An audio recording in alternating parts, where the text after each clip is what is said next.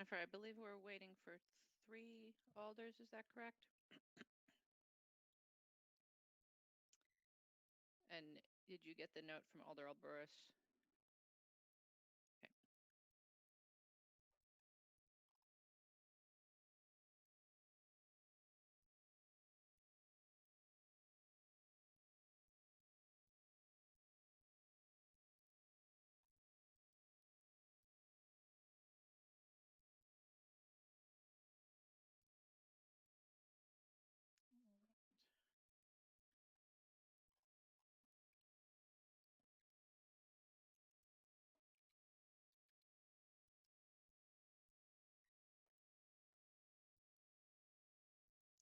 I believe we're just waiting for, here he is, Vice President Abbas.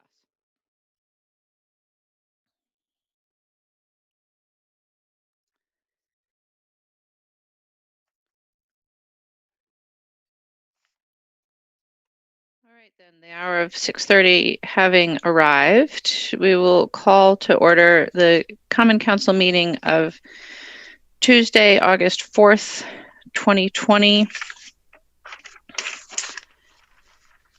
I will unmute you all and ask staff and other panelists to mute themselves and ask the clerk to call the roll.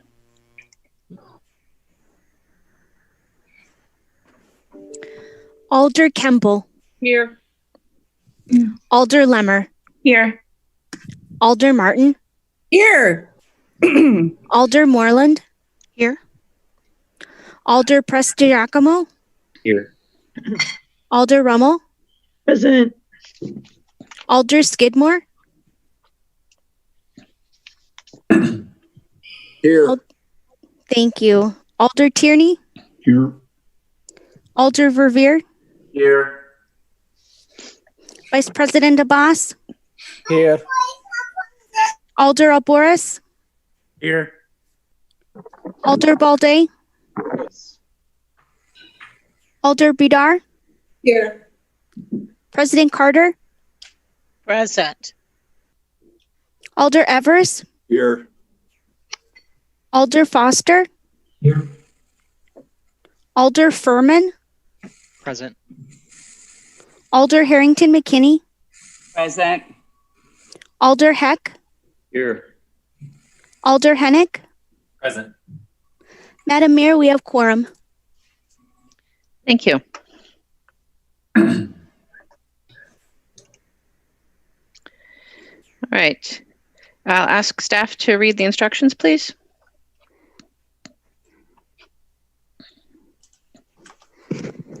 Thank you, Mayor.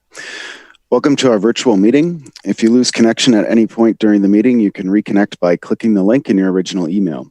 Members, if you are able, please activate your video and keep it on for the duration of the meeting. Staff, if you are able, please activate your video when you are speaking. Use the raise hand feature when you'd like to be recognized to speak, ask questions, or request a roll call vote. Staff, click raise hand when you are asked a question. Lowering your hand will take you out of the queue. Members of the public who have registered to speak. The name you entered in Zoom must match the name you entered in registration. You will remain muted until called upon. The clerk will tell you when your time is up. After speaking, a member of the body may ask you a question. If you need to share documentation with the body, please send it to the email listed on today's agenda. Mayor, the floor is yours. Thank you. I would like to ask that we start today's meeting with a moment of silence for the at least 78 people who were killed in Beirut today and the thousands that were injured. I know that you will all join me in wishing that city the best outcome from this really horrendous accident and explosion. And I hope that you will keep all of them in your hearts and minds tonight. So we'll have a moment of silence.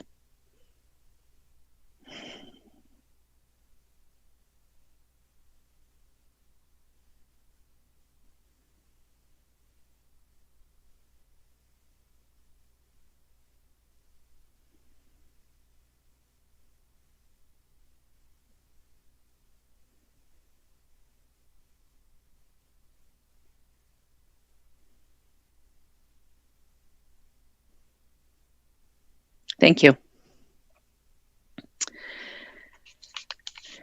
And then we will turn to President Carter for suspension of the rules. Thank you. Suspension of the rules 2.04 order of business, 2.05 introduction of business, 2.24 ordinances, and 2.25 resolutions for items so designated on this agenda. Thank you. Vice President Abbas. Oh, my apologies, Alder. Thanks. Second. Thank you. It's been moved and seconded to suspend the rules. Is there any objection to recording unanimous vote in favor of suspending the rules? Seeing no objection, those rules are suspended for items so designated on the agenda. And we'll come to our first item on our agenda, which is a presentation of poetry. And I will turn it over to our poet laureate, Angie Trudell. Hello, thank you so much.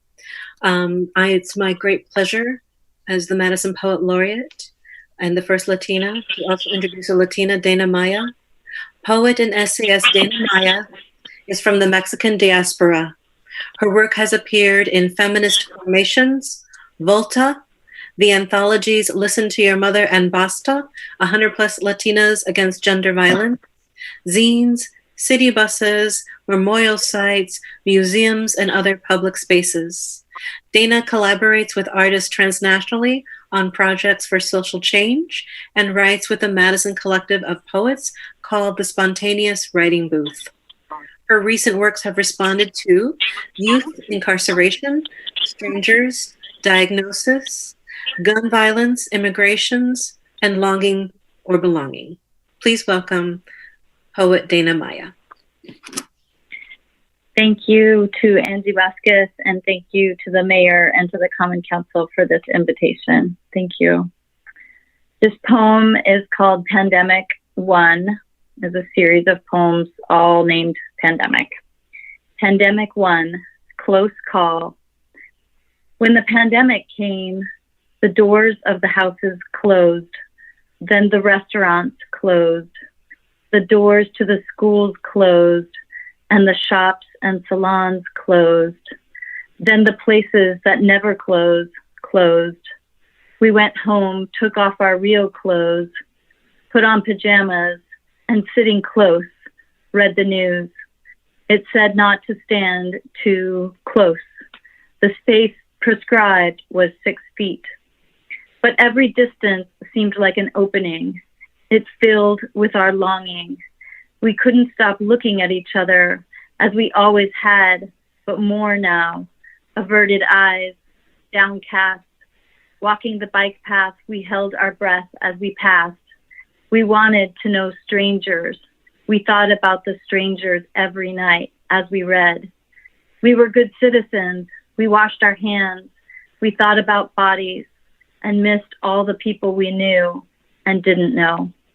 The distance is closeness. It's proximity, it's danger, or it's safety, or it's love, or sickness, or if not, it's a close call. Thank you. Thank you so much, Dana. You're getting a virtual round of applause.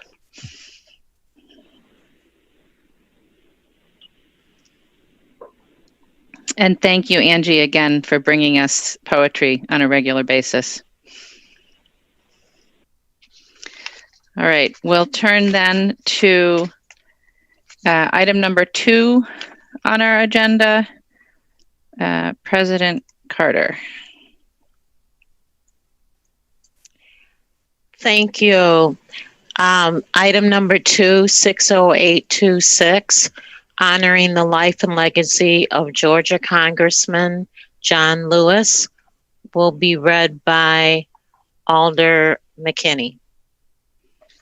Let's get a second. Alder Abbas? Second. Thank you. And then Alder Harrington McKinney? Thank you, Madam Mayor.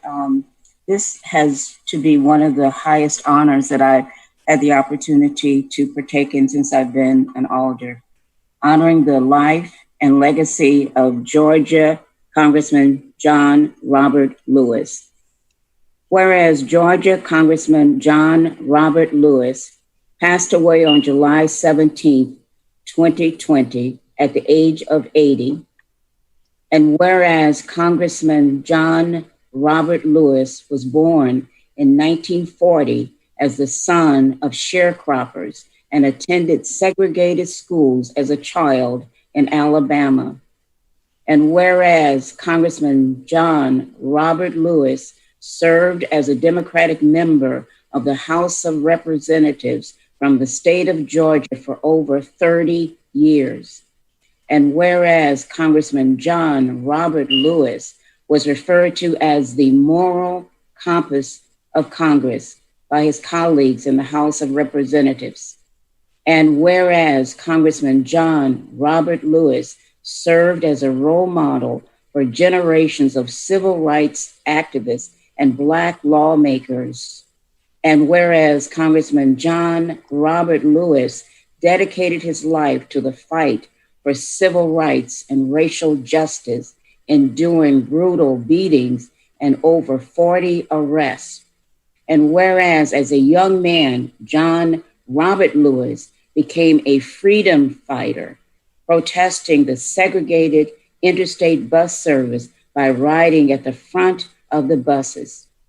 And whereas while a student at Fisk University, John Robert Lewis organized sit-ins at segregated lunch counters. And whereas Congressman Lewis served as the chair of the Student Nonviolent Coordinating Committee from 1963 to 1966. And whereas at the age of 23, John Robert Lewis was an organizer and keynote speaker at the 1963 March on Washington in recognition of his dedication to the civil rights struggle, significant at that young age. And whereas Congressman Lewis was beaten so badly by Alabama state troopers on the Edmund Pettus Bridge in Selma during the march from Selma to Montgomery, which came to be known as Bloody Sunday in 1965, that he required hospitalization. And whereas Congressman Lewis was awarded the Presidential Medal of Freedom by President Obama in 2010. And whereas Congressman Lewis shared his story as co-author of the graphic novel series, March, providing inspiration to Americans of all ages. Now, therefore, be it resolved that the city of Madison will continue the legacy of Congressman John Robert Lewis by ensuring equity in access to voting for all eligible people of color. Be it therefore resolved that the city of Madison will continue to cause good trouble in ensuring that everyone will have the opportunity to thrive in the city of Madison and across the United States of America. And be it finally resolved that the City of Madison Common Council honors the life and legacy of Congressman John Robert Lewis, an icon of the civil rights movement and an American hero. Thank you, Alder. It has been moved and seconded. Is there any discussion? Seeing none, is there any objection to recording a unanimous vote in favor of the resolution? Seeing none, we'll record a unanimous vote in favor of the resolution. That will bring us to item number 3. President Carter? Yes, move adoption of item number 3, 61168, honoring the life and legacy of Reverend C.T. Vivian, to be read by Alder Tierney. Second. Been moved and seconded. Alder Tierney. Thank you, Mayor. It's indeed an honor to read this resolution.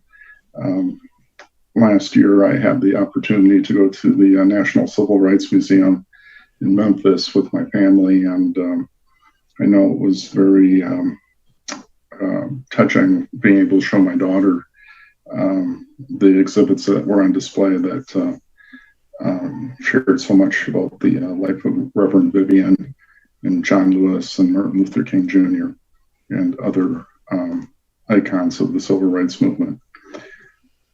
Honoring the life and legacy of Reverend C.T. Vivian. Whereas Reverend C.T. Vivian passed away on July 17, 2020 at age 95. And whereas Reverend Vivian dedicated his life to the fight for civil rights, and whereas Reverend Vivian was a champion of nonviolent protest, and whereas Reverend Vivian organized sit-ins to protest segregation as early as the 1940s, and whereas Reverend C.T. Vivian was a member of the Freedom Riders who protested segregated bus terminals, and whereas Reverend Vivian began working closely with Martin Luther King Jr. in the 1950s, and whereas Reverend C.T. Vivian led many campaigns against segregation in Nashville, Tennessee, as well as throughout the southern United States, and whereas Reverend Vivian was an influential member of the Southern Christian Leadership Conference, becoming the national director of affiliates in 1963, and whereas Reverend Vivian's speech at the Dallas County Courthouse in Selma, Alabama, and subsequent beating by the Dallas County Sheriff in 1965, which were televised, spurred thousands to attend the famous march from Selma to Montgomery. And whereas Reverend Vivian suffered beatings at the hands of Southern law enforcement and was jailed many times for peacefully demonstrating for civil rights. And whereas Reverend C.T. Vivian received the Presidential Medal of Freedom from President Obama in 2013. Now, therefore, be it resolved that the City of Madison Common Council honors the life and legacy of Reverend C.T. Vivian, a hero of the civil rights movement. Thank you, Alder. We do have one registrant on this item, Eva Vivian of Kendall Avenue, in support and wishing to speak. Thank you for this opportunity to speak on behalf of my uncle, Reverend Cordy Tyndale Vivian. Reverend Vivian was a national visionary that spent his life using his position to stand up for the rights of others, and became a vanguard in the struggle for racial equality. He influenced my life by setting an example for me to follow. While most recognize him for his role in the civil rights movement, few are aware that he was an advocate for education. He developed an education program to send Alabama students to college with scholarships called Vision. Vision would evolve into the federally funded program that we now know as Upward Bound. Uncle Cordy was the most humble person I've ever met. He had countless accomplishments, many I'm still learning about. However, he never tried to draw attention to himself. He was a quiet leader whose accomplishments advanced human rights, not only in our country, but around the world. I would like to thank the City Council for acknowledging my relative, mentor, and friend, Reverend Cordy Tyndale Vivian. Thank you. Thank you, Ms. Vivian. It's an honor to have you with us tonight. Are there any questions for our registrant? All right, is there any discussion? Is there any objection to recording unanimous vote? Alder Harrington McKinney. Our speaker, are you still on the line? She is. Okay.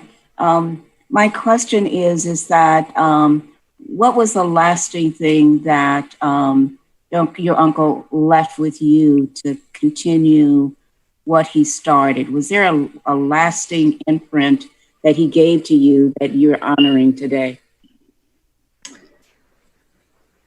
Yes, there's so many things that he did that influenced my life, but my last conversation with him was on May 8th of this year.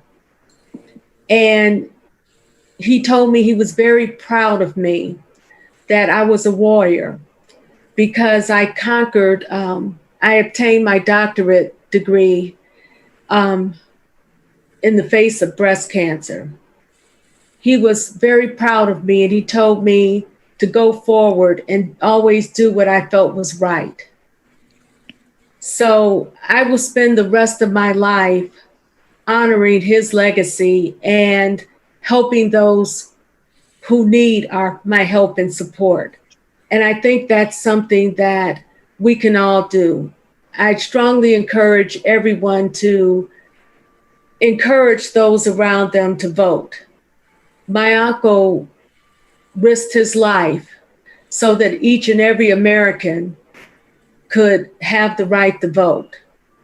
And it's very important that those in marginalized communities that feel that their vote doesn't count, it's really important for us to help them understand that their vote in fact does count, and that there was a lot of bloodshed, a lot of effort put forth to ensure that they had the right to vote. So going forward, I encourage all the alders to reach out to those in their community, particularly those in underserved communities, and encourage them to vote. Thank you. Thank you, Alder. Alder Badar. Thank you. I just want to take a moment to thank my dear neighbor, Eva, for joining us today and for bringing the legacy of C.T. Vivian right here to us, to Madison. You truly symbolize his legacy as the president of the African American Health Network of Dane County, as a faculty member at UW-Madison, and as somebody who is an incredible glue to our little block of Kendall Avenue. So thank you for joining us, and thank you for all you do. I know your uncle is watching from above in heaven and proud of seeing his legacy in you, Eva, as the neighbor here on Kendall Avenue. Thank you. Thank you so much for inviting me tonight. Thank you, Alder. All right. Seeing no further discussion, is there any objection to recording a unanimous vote in favor of the resolution?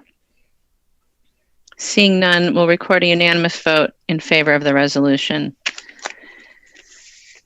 And move on. We have no early public comment, so that will bring us to our public hearings. That will bring us to the consent agenda. And we'll turn to President Carter. Yes, at this time, the consent agenda will be moved with recommendations action listed for each item except 1, items which have registrants wishing to speak.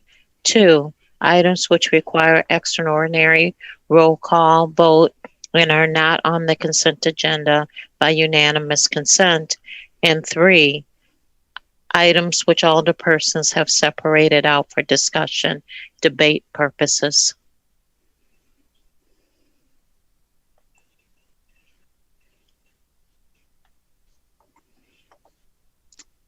Right, Alder, I believe we have a number of items that are extra majority.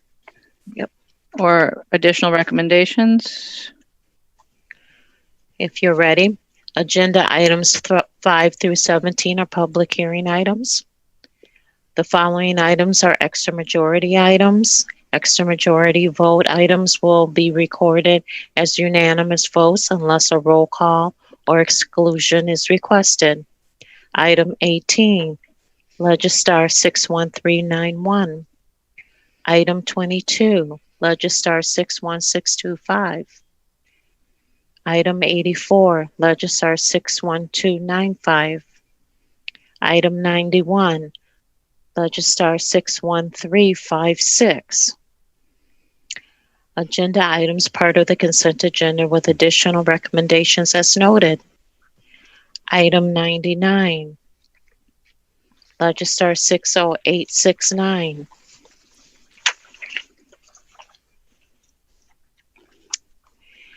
Item 106, Legistar 61417. Item 131, Legistar 61588. Items requested for exclusion. Item 109, Legistar 61060.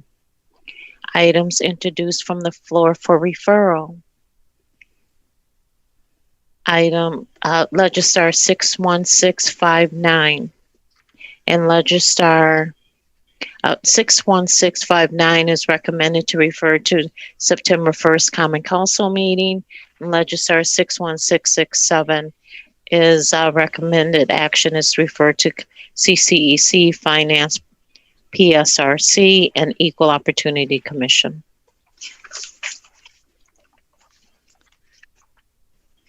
All right.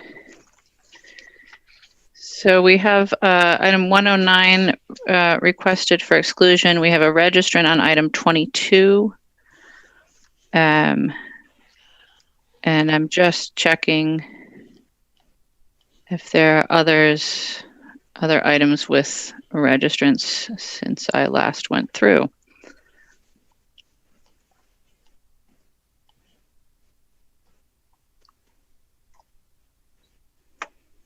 All right, so it looks like 109 and 22 for separation.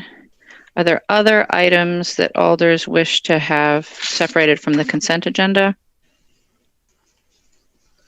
Are there any disclosures or recusals on any items on the consent agenda? All right, then we do have a number of items on the consent agenda where there are registrants not wishing to speak. So I'll just go through those quickly. And you can see the details when you receive the registration report. On number 20, Colin Cooksey is in support. On number 32, Heidi Hackseth is in support. Item 36, Scott Bush is in support, available to answer questions. Item 49, Andy Inman and Lynette Knutson are in support, available to answer questions. Item 74, Matt Brink and Tessa Kenny are in support, available to answer questions. Item number 84, there are 21 people in support. Item number 91, there are 22 people in support. Item number 92, there are 13 people in opposition.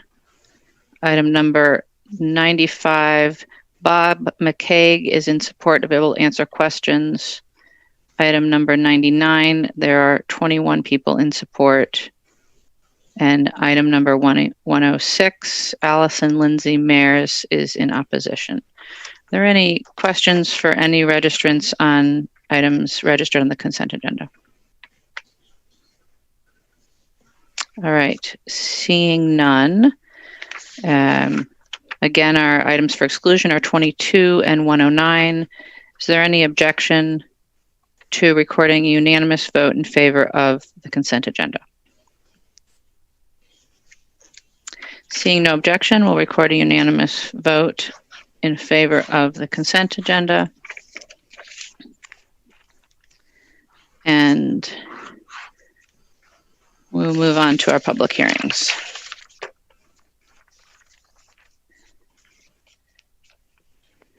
So item number 5, we'll open a public hearing on Legistar 60646, an appeal of Plan Commission action on conditional use request for 2219 Monroe Street. And we have one registrant in support not wishing to speak, Kalia Soplin of Fish Hatchery Road. Are there any questions for our registrant? Seeing none, we'll recess that public hearing. Alder Carter, a motion. Move adoption of number 5-60646, recommended to refer to the September 15th Common Council meeting.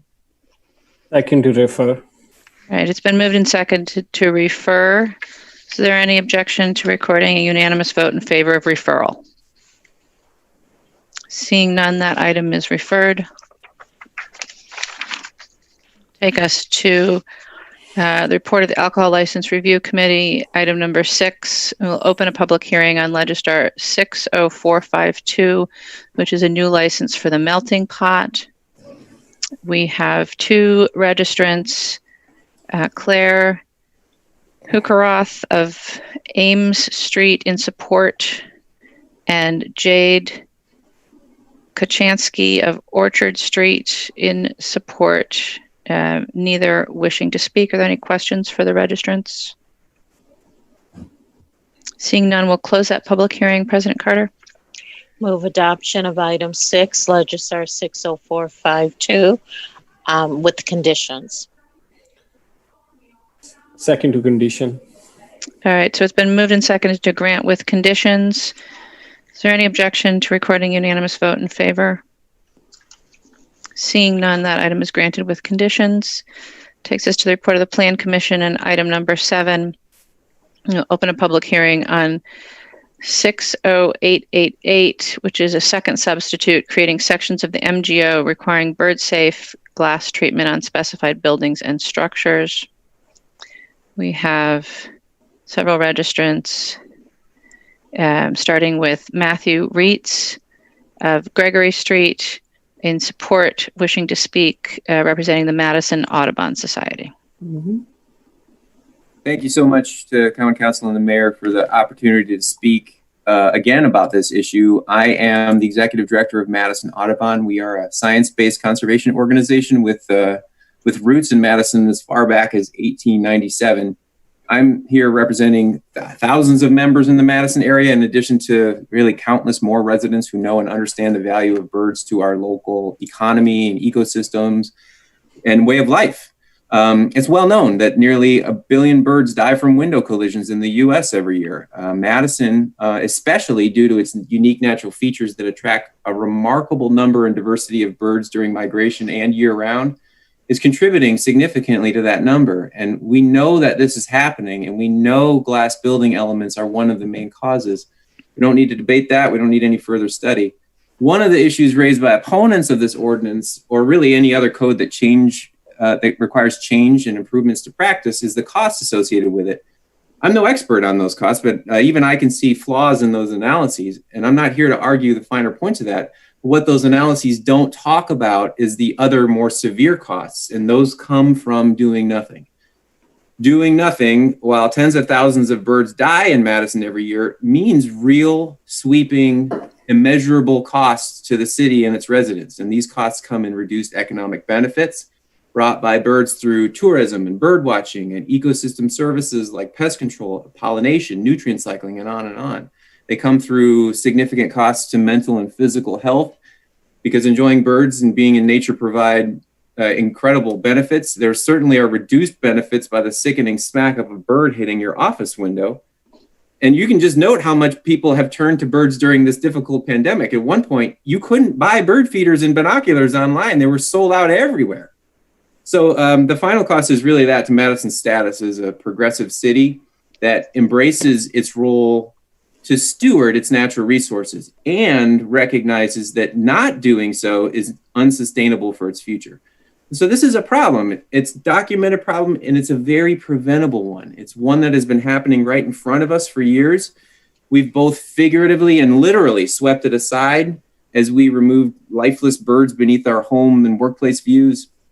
And it's been happening for decades. It has only gotten worse, and without any action, it will only worsen as development continues. So I will close with a favorite proverb, and I'm sure you all know it. It says, the best time to plant a tree is 20 years ago. The second best time is now. So let's act and plant that tree now. So thank you very much for the opportunity to speak and for your commitment to this issue.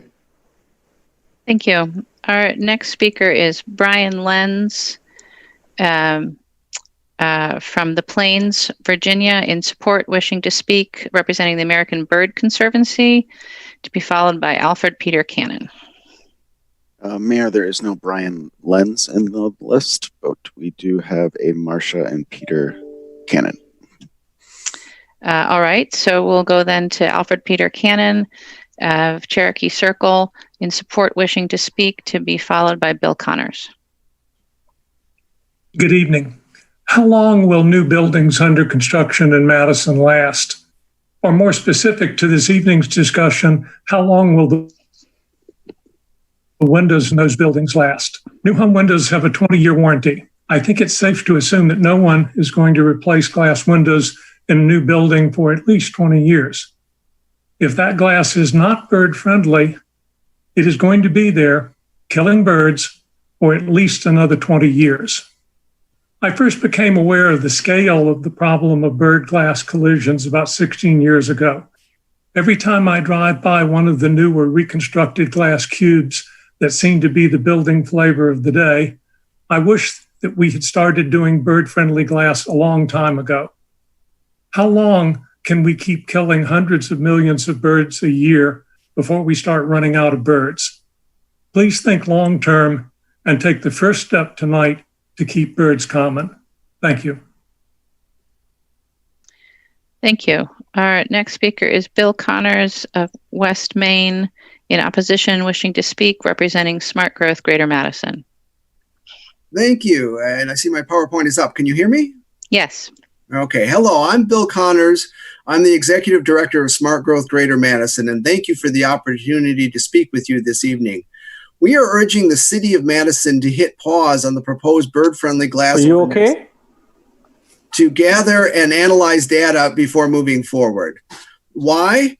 Surveying commercial tenants would allow the city to assess the potential impact of the added costs imposed by this ordinance on tenants. Which businesses would be priced out of Madison as the result of this ordinance? Second, the University of Wisconsin-Madison is using actual data about bird deaths to make decisions about where to use bird-friendly glass, and we urge the city to do the same. Next slide, please.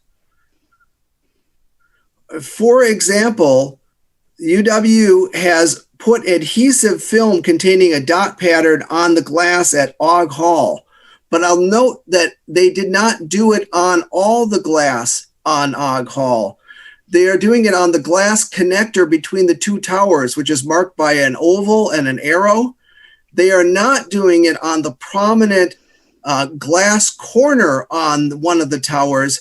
And the reason they're not is because their actual data shows that there's very few bird strikes on that, and they cannot justify the added cost on that glass corner, but easily can on the glass connector. The city could use actual data about bird deaths from existing buildings to identify high-risk areas of the city. Next slide. We are confident that if the city gathered and analyzed data on bird deaths from existing buildings, it would be apparent that making bird-friendly glass mandatory in the entire city is not warranted. And in fact, other communities have reached that same conclusion, including San Francisco, San Jose, Oakland, Santa Cruz, and Mountain View, all of which require bird-friendly glass on only parts of the cities. And other California cities, it is not even required. It's a design recommendation rather than a mandate. Next slide, please.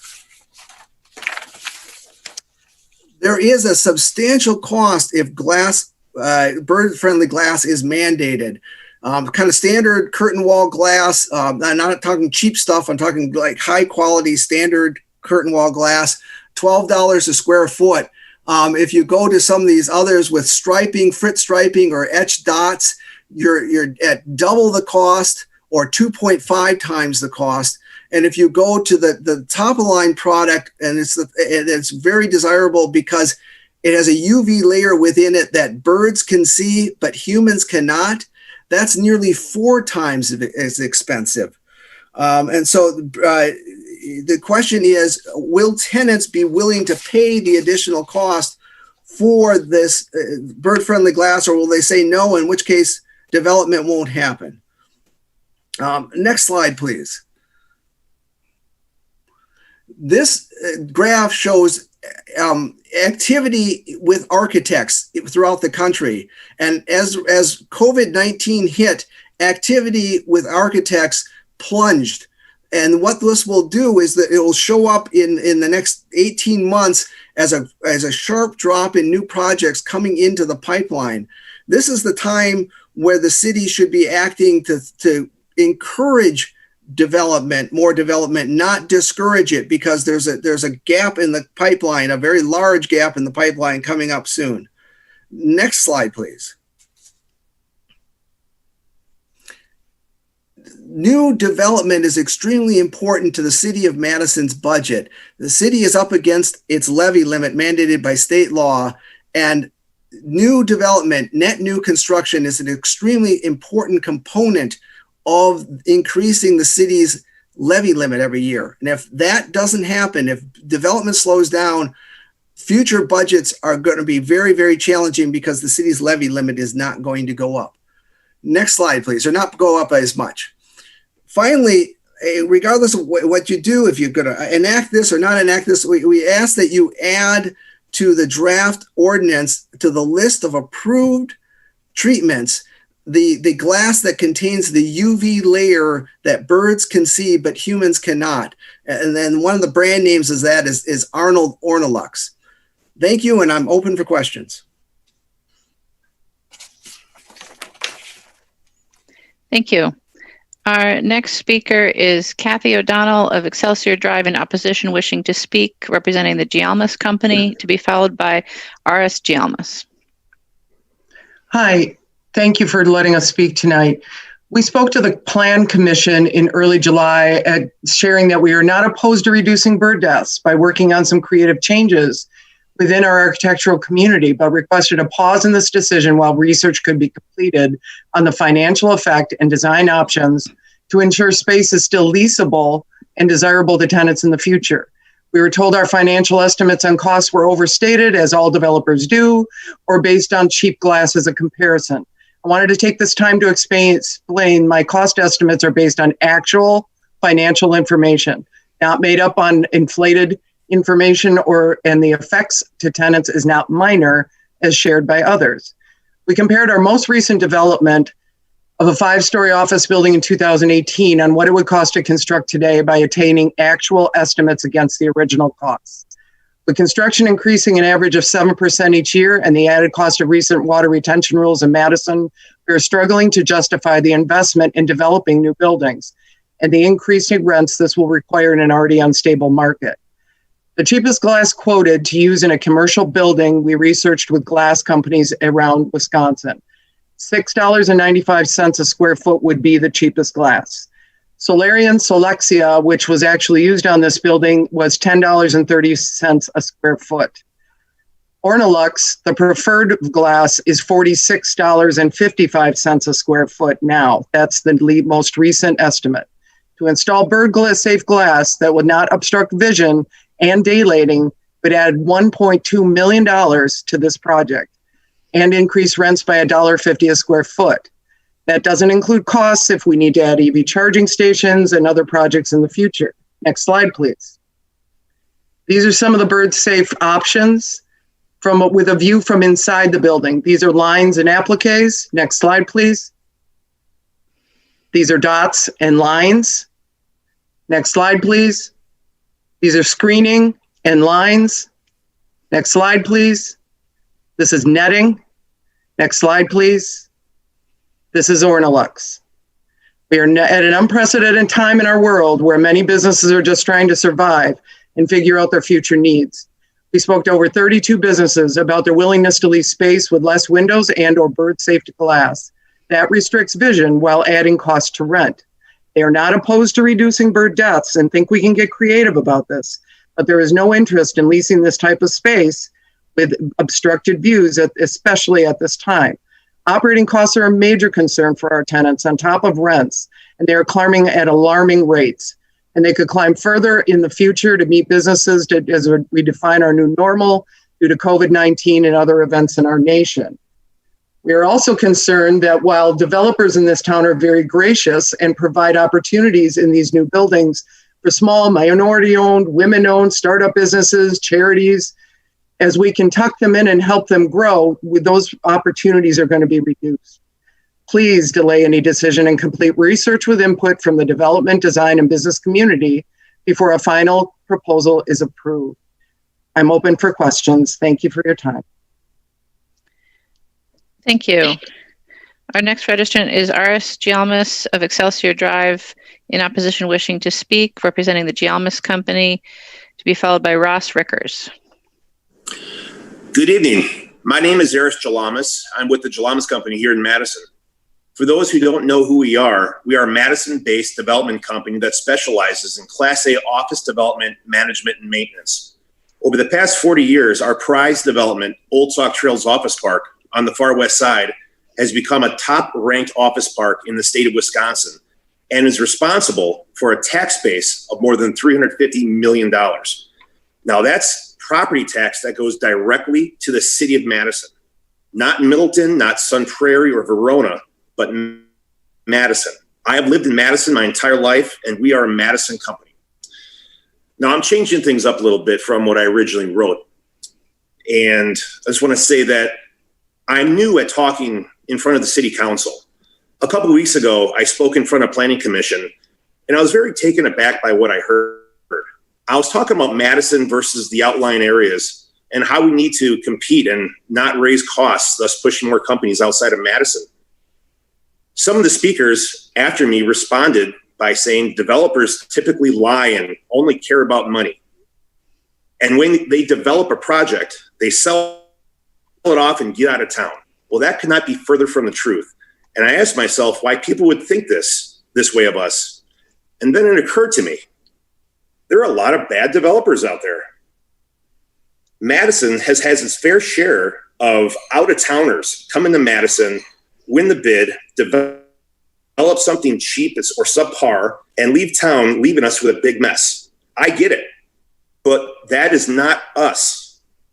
That is not us, and I'll even go as far as to say that most Madison developers, including our competitors, are not that way either. So, instead of using this opportunity to try to persuade you to vote a certain way, I'd like to extend an invitation. Come meet with us. Let us show you the park, who we are and what we do. There is so much division in this country. Let's see how Madison can be different and how we can work together. We are highly invested in the betterment of Madison, Wisconsin, not just financially, but in every way that counts. And I think there's a lot that we can learn from one another. Thank you. Thank you. Our next registrant is Ross Rikkers of Williamson Street, neither supporting nor opposing and wishing to speak, representing Cressa, to be followed by Bradley Hutter. Good evening. Thank you for allowing me to contribute my thoughts on this matter. My name is Ross Rikkers. I'm managing principal and one of the co-founders of Cressa. Our Madison office is in the Machinery Row building, located downtown on the corner of Willie Street and John Nolan Drive. Cressa specializes in representing commercial tenants and occupiers of commercial space. We're not developers. We're not landlords. We essentially become our client's in-house real estate department. A majority of our work involves helping companies negotiate leases for existing or new facilities. We work with nonprofits and startups and professional services firms, and many of the companies that you've heard of, including ShopBop and Zendesk, Need Street, and Sushi Red, and more. We know the commercial real estate market very well, and our firm is involved in roughly 50% of represented transactions that occur in Dane County on an annual basis. The most common requests I hear from my client is to find the spaces that are full of natural light, creative, inviting, and of course within their budget. Budget is probably the most important item to our clients, and one that's been difficult to navigate as construction prices have skyrocketed over the past 36 months. I'm seeing many clients consider options outside of Madison due to the cost. As such, I'm always worried when I hear of an ordinance or a requirement that could potentially increase the cost to construct a building and or the cost to construct the interior of a tenant's space, given that such costs will inevitably trickle down to impact the tenant's rent. And today, taking COVID into consideration, we're doing extensive work to help companies determine how their existing office spaces can be utilized at all. We expect significant changes into how offices are designed, moving away from cubicles and trending into more of an enclosed office-intensive layout. Many companies are concerned about keeping their locations in densely populated areas, and we've had several of our clients express interest in moving to suburban office parks in Middleton and Fitchburg, Verona, Wanakee, Sun Prairie, and even farther afield. Another hot topic that we're hearing from our clients is adding air filtration into buildings, into the HVAC systems. All these items will cost landlords and developers and building owners significant dollars. The COVID discussion changes daily, so I'm sure we'll see many more requests that building owners will need to address and possibly implement into their existing and their future buildings.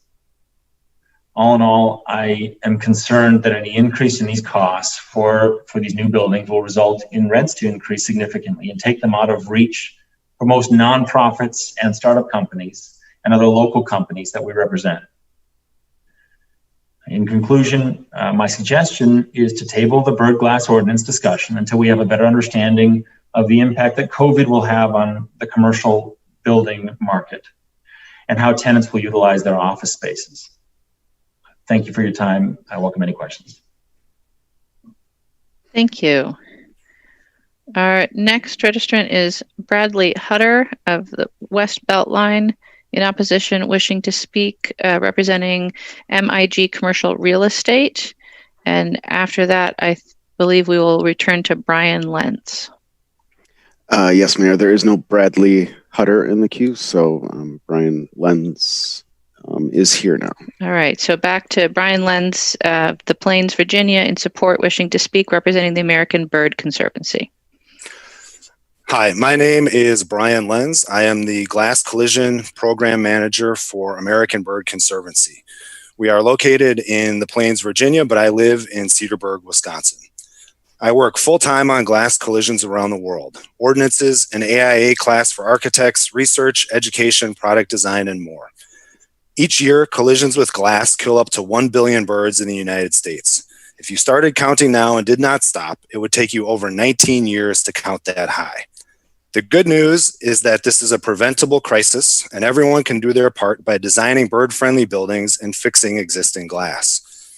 Over 99% of these collisions happen at buildings that are under 12 stories tall, exactly the type of buildings that are most common in Madison.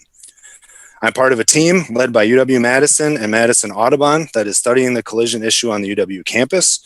We have data that demonstrate that birds are dying at windows in the city of Madison. The campus has fixed some of them and certainly would have designed those entire buildings differently had they known about this at the start. Bird-friendly building design prevents these needless deaths. This is not a request for concrete bunkers. Bird-friendly buildings are beautiful, creative, energy efficient, and have lots of characters. Some bird-friendly glass is completely transparent. Some of the patterns cover as little as 7% of the glass surface and are not usually noticeable. Others cover more. People have looked through screens, mullions, muntins, blinds, and all kinds of other things, curtains, window shears forever. 7% is not going to be noticeable, and we have talked to people in these buildings, and we know that it is not a problem. These can also reduce heating and cooling costs, which is important as buildings are one of the larger sources of greenhouse gas emissions. Also, long-term, this saves significant amounts of money for the tenants that everybody is concerned about, which is something that is not factored into upfront costs. Not to mention that saving birds is the right thing to do ethically and for a healthy environment. There are currently over 30 bird-friendly building design laws in place or pending across North America. Early versions like San Francisco were extremely limited because they were brand new, first, and nobody had ever done this. New York City, however, recently passed the most stringent legislation in the country, which covers every building in the city, from a house in Brooklyn to a skyscraper in Manhattan. This means you don't need to have any anxiety over being the first to act or even putting into place the most stringent restrictions. Thank you for giving me the time to speak, and thank you for being proactive to do your part to consider stopping a conservation crisis. Thank you. We have a number of registrants who are available to answer questions. Michael Rui of Comanche Way in support. Amanda Shore of Worthington Way in Wanakee in support. Molly White of Stevens Street in support. Aaron Williams of Mills Street in support, representing the University of Wisconsin-Madison Facilities Planning and Management. And Susan Frickin of Helena Street in support. We also have a number of other registrants who are in support, not wishing to speak. It's a long enough list that I will not read all of their names, but I'm sure staff will share that list with the council. So do we have any questions for any of our registrants? Alder Furman. Thank you, Mayor. I had some questions for Bryan. I wanted to see if he can focus a little bit more on some of the cost concerns that were expressed by some of the registrants. He has explained that in the past and I think did a really good job. So I'd like to see if he can just spend a few moments or two more talking about what the impact is on new development when it comes to our ordinance. Sure. I will say I didn't intend to slight any of the people who called in opposition. I don't know any of those businesses personally in our last conversation, so I apologize if it came off that way. The cost, if you design a building all the way to the finish and then say, let's make this bird friendly, it costs more. If you start from day one and say, we're going to design a bird-friendly building, one of the strategies is a better use of glass than most places do. And so right off the bat, you're taking a fundamentally different approach to designing the building. The second part is that even though perfect, clear, unpatterned glass is something that everybody thinks needs to go everywhere, architects put frit in buildings all the time. So this is not something that is non-traditional. It's not something that is a cost that nobody has ever paid before. It actually is usually used to reduce heat gain, which increases the energy efficiency of the building, which gets back to making it more affordable for the people who occupy them. So this is not really a conversation of, well, Ornolux is the most expensive thing on the market, we're going to compare it to something else. It's a whole range of solutions and non-glass options too. That really combine to make this and something that is definitely doable. And I did mention too that these patterns are not objectionable to anybody in the buildings. We've got examples of places that have had to fix buildings and put up dot patterns and lines and other things, and almost nobody notices them, and those who do tend to like them, and they really like them when they're told what they're for. Thank you. Thank you, Alder. President Carter.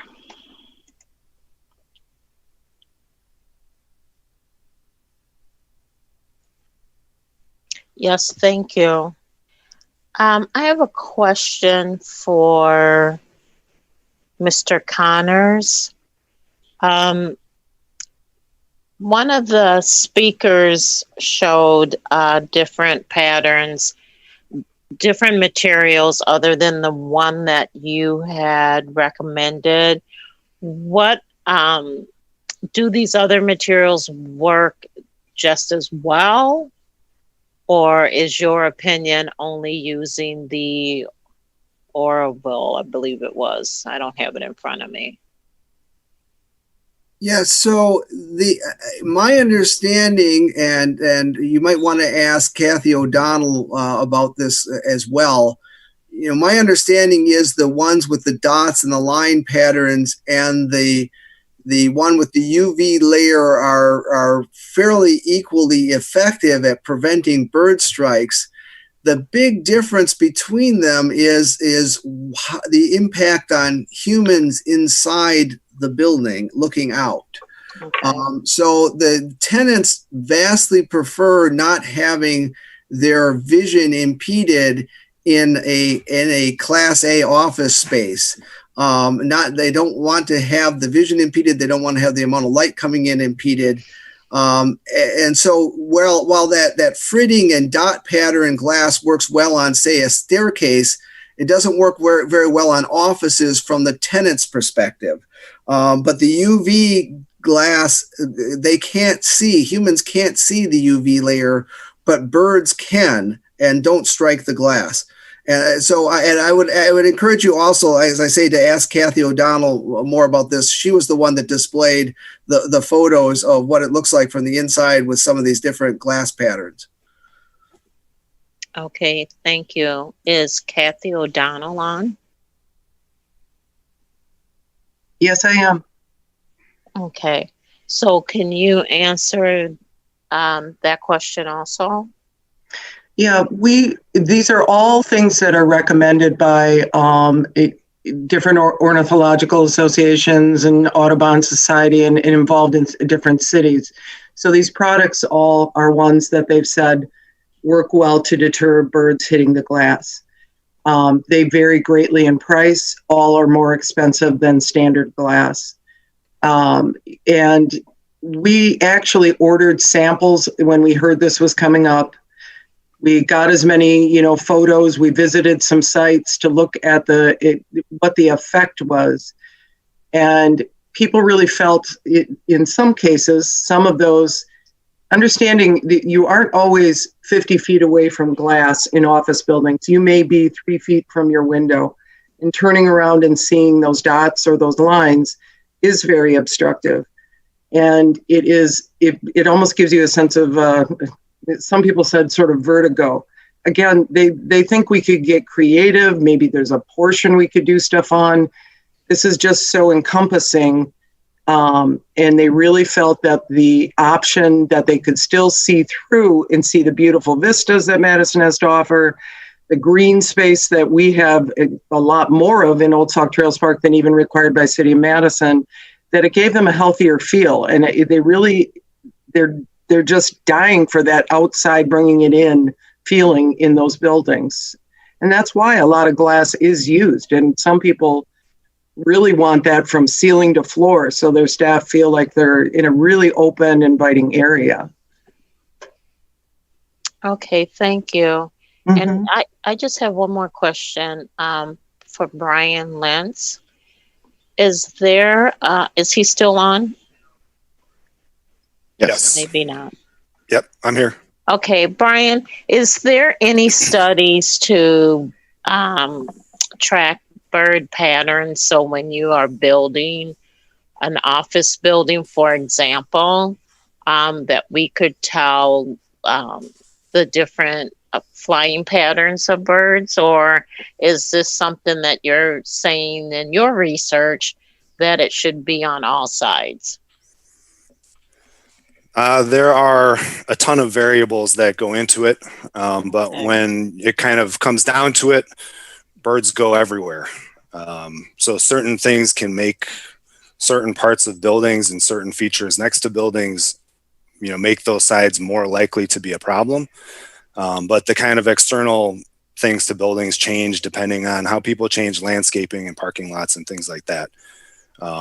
So it is easiest to do this now, because if you end up with a building that is killing a lot of birds and you want to fix it, it costs a ton to fix it later. You either have to change the glass or put up window films, and the window films don't last forever and are really expensive.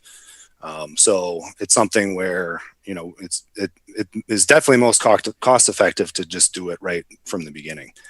And I can also quickly add to that American Bird Conservancy has a tunnel where we test all of these glass products by flying live birds to see how well they see and avoid them. So the ultraviolet products, the Ornilux, tend to be less effective than the other ones, but we still consider them acceptable because they should reduce collisions by at least half, if not more than half. Okay, thank you very much. And one last question for Mr. Rikkers. Are you still on? Yes, I'm here. Yes. So one of the things I wanted to ask you is we are everyone's working that can is working remotely. How do you see office buildings being used in the future versus, last year where we had cubicles in every nook and corner of an office floor or building? So with less people actually physically working in the building, don't you see that this would be this would reduce some of the cost for the tenant?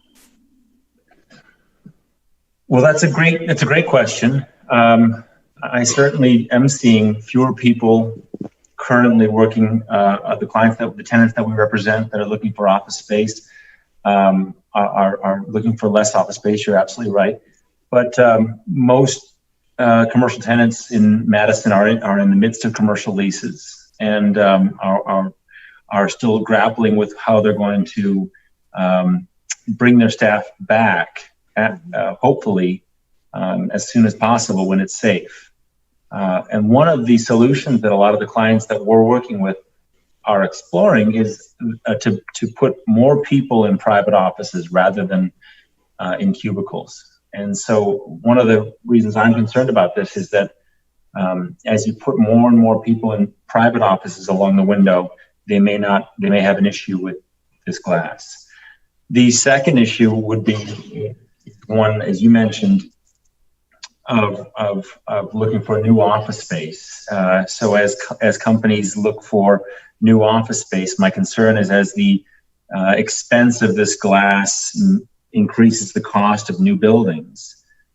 I'm concerned that as a Madison resident myself, and I'm born and raised here, that more and more of the clients that we work with are just going to look far afield to open their new office spaces because the rents are going to go up. I do not have a crystal ball as to how COVID is going to impact the use for office space in the future, but what I am seeing right now are that companies want more private offices, and the companies that are looking at space are incredibly price sensitive. Okay, thank you. Those are all my questions. Thank you, Mayor. Thank you, Alder. Vice President Abbas. Yeah, I have a question for Bill Connor. Go ahead, Alder. Yeah. So, Bill, could you please explain me? I saw your comparison and analysis. There are a few things missing, and I want to ask you that question. So, could you please compare base code line U value of a glass which you're going to use in a building, just for the base code, as compared to the one which you mentioned? What is a U value of that particular glass, and how much it is different from the base code line? So unfortunately, I don't have UV ratings on these glass products. One thing I'll point out is that the baseline product I was using as a comparison, the $12 a square foot is a clear glass product. Many office buildings now are going to a tinted glass that has a higher UV rating. That tinted glass, you can still add the fritting or the etching to the surface, and the change in cost is the same. So if you're starting with $12 a square foot clear glass and you add fritting or etching, you're doubling or 2.5 times the cost. And if you start with a more expensive, higher UV rated, higher energy rated color glass, it jumps, the price increase is the same. We use the clear glass as the sort of the baseline because there is no UV film product that is a tinted glass that's more energy efficient. Yeah, so the reason I was asking is in the price analysis, which you mentioned, the one thing which I think so is beneficial for everybody to know, the better the U value is of a glass, and let's say that German technology or other technology, if those glass have a better U value, then you have a substantial, again, this is all assumption based, depend on the size of the building, what type of system you're using, how many windows you have in percentage. It's a little more complex than only straightforward numbers. So then you have benefit of energy saving. So when you see about upfront cost, you can also see how much energy saving you will have in the future, and then you will see overall cost.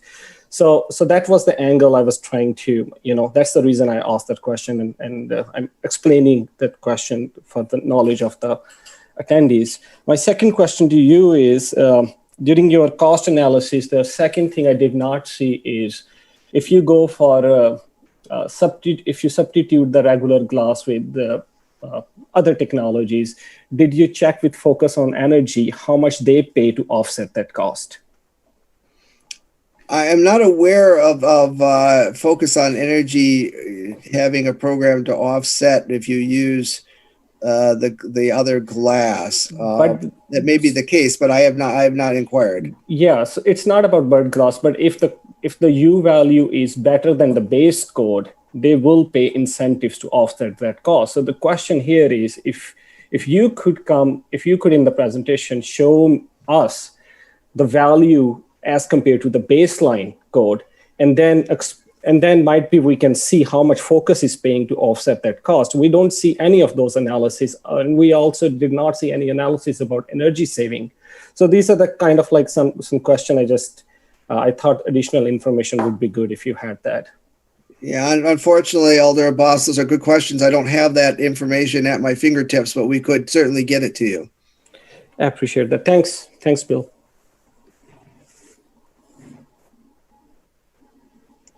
Thank you, Alder. Alder Rummel. Thank you, Mayor. I have a question for Bryan Lenz. Bryan, when you spoke at the Plan Commission, you talked about how the American Bird Conservancy, and you in particular, led a lot of classes and did a lot of training about design for bird-friendly glass. Can you tell us about what that's like? What are some of the topics you bring to that, and how we might learn more about design as we move forward? Sure. So we teach a class for continuing education credit for American Institute of Architects and for LEED, which is the U.S. Green Building Council.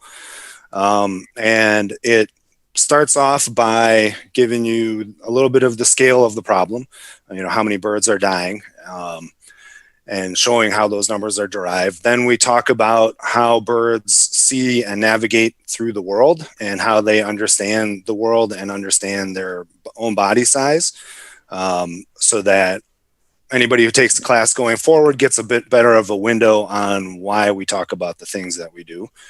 Birds are pretty fascinating, and that is a fun part of the class. And then we start talking about why the patterns need to be the way that they are, and go into depth about how we score these materials so that they can have a number, which we call a threat factor, assigned to them. And then go through examples of different strategies you can take for building design that will help. One thing we do today is everybody wants to build a 100% glass building. And once you get over about 35% glazing for a glass wall, the energy costs start to go up exponentially. So if we're interested in being efficient, step one is reduce the glass. And step one also makes a huge difference for birds. And right there, you're not spending any more money for glass. You're spending less just by reducing the total extent. Screens, sunshades, there's all kinds of different products that work. External insect screens probably aren't for the business type buildings we're talking about, but that will take regular glass and make it bird friendly as long as it's on the outside. So we cover things like that. And we actually have, I should add, a second class, which has just been approved. We haven't taught it to anybody yet, but that is just about legislation and ordinances and how the New York City law applies in New York City. What remind us again what they did in New York City that's so different? Their ordinance applies to every building, and 90% of all of the glass up to 75 feet has to be bird friendly. Great. There are some more stipulations and requirements. There's always a lot of details with these things, but that's the one sentence version of theirs. Thank you. Do you have anything to add to some of the things that Alder Abbas was asking about UV rates and those kind of concerns? Yeah, well, he was actually talking about the U value, which is the installation value, or how energy efficient the windows are. And one of the difficult things in my job is the glass companies can make monolithic single pane, 2-pane, 3-pane, 4-pane. There's different low E coatings. They can switch the orders of them. There's like a million different combinations for every one type of product. So you really quickly get in the weeds in this. We have been working with the U.S. Fish and Wildlife Service and Department of Energy for them to try and come up with those kind of numbers on something of a broader scale to have more influence in this kind of not influence, but to provide more information for this kind of a conversation. Because the number of variables is just so big that if you move one of the coatings to the back instead of the front, it can change things. So those are hard to pin down, but at the base level, if you add a pattern to something that doesn't have a pattern, the pattern absorbs the sun. And so, that kind of a thing, even though it's difficult to put a number on, that you're reducing heating and cooling costs, because it's like pulling a shade and, on the outside of your windows. Thank you so much. Thanks for coming to our Zoom meeting. Yeah, thank you. Thank you, Alder. Alder Skidmore. Thanks. I'm glad I could jump in now. Question for Kathy O'Donnell. If she could address the same question that Alder Abbas had asked before about the U value, I'd appreciate it, getting a developer's point of view on it. Yeah, I'd be happy to. I don't have the exact UV ratings or, the U value on all the different window products, but we certainly have access to that information, and we do tracking of energy. I know that all glass buildings are not the most energy efficient. We understand that, but we also have different things we do on the interiors of those buildings with mecho blinds and different shading and stuff to help control some of the heat and the cooling loss. I would love time, because we were working crazy fast to try to get really legitimate numbers and really wrap our head around meeting with tenants, meeting with the bigger business owners, smaller business owners, and getting their feel and their take and their input. We just don't have enough time with everything else we have on our plate with COVID at the moment, and trying to install GPS systems and everything else that are adding additional costs to buildings to get ready for what that next new future is for these tenants. And we have access to lots of data, and I'd love to have time to pull that together and see, are there areas of a building that this makes more sense on? Are we going to get energy savings and efficiency to equate some of that extra expense? Can we balance these out for these businesses and tenants in the future? Or are we still going to be battling that I don't like how I feel inside this glass? And is there ways we can work around that? I think we have really a great creative community with lots of knowledge, lots of data. I think if we could work together, we might find some even better solutions and really useful ways to come up with, making this all work for everyone. We just have not had enough time to really dig into those numbers, but they're important. We have Gold LEED certified buildings. We have done testing on all of our buildings and done the analysis and ensured that they are Gold or LEED certified equivalent. We are constantly looking at energy savings and different ways to save, money, improve features. We test against our other buildings to see what's performing better, what's performing worse. Sometimes our older buildings perform better than newer ones. Sometimes newer ones perform, better than the old ones, and we've learned a lot. I just think we have a lot of knowledge and a lot of, good things we could really put into this. I just feel we're just rushing, and it makes me nervous what the outcome might be for both the tenants and the developers.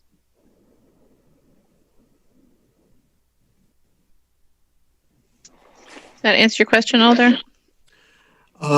Yes, I did think of one follow-up question, if I can, for Kathy.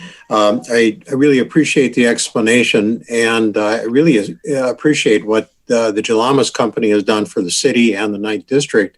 I respect your opinion. I am not opposed to bird-friendly glass by any stretch, but I'm also concerned about the economic impacts. When you were talking about hitting the pause button, can you put a time frame on that? I could support that, but I don't think I could support an endless delay. Are you talking 3 months, 6 months? Can you give a kind of an idea? Yeah, I think that within that time frame, that's very doable to really work with some of the other experts, even people on the call that we have different pieces of knowledge around, our city and state.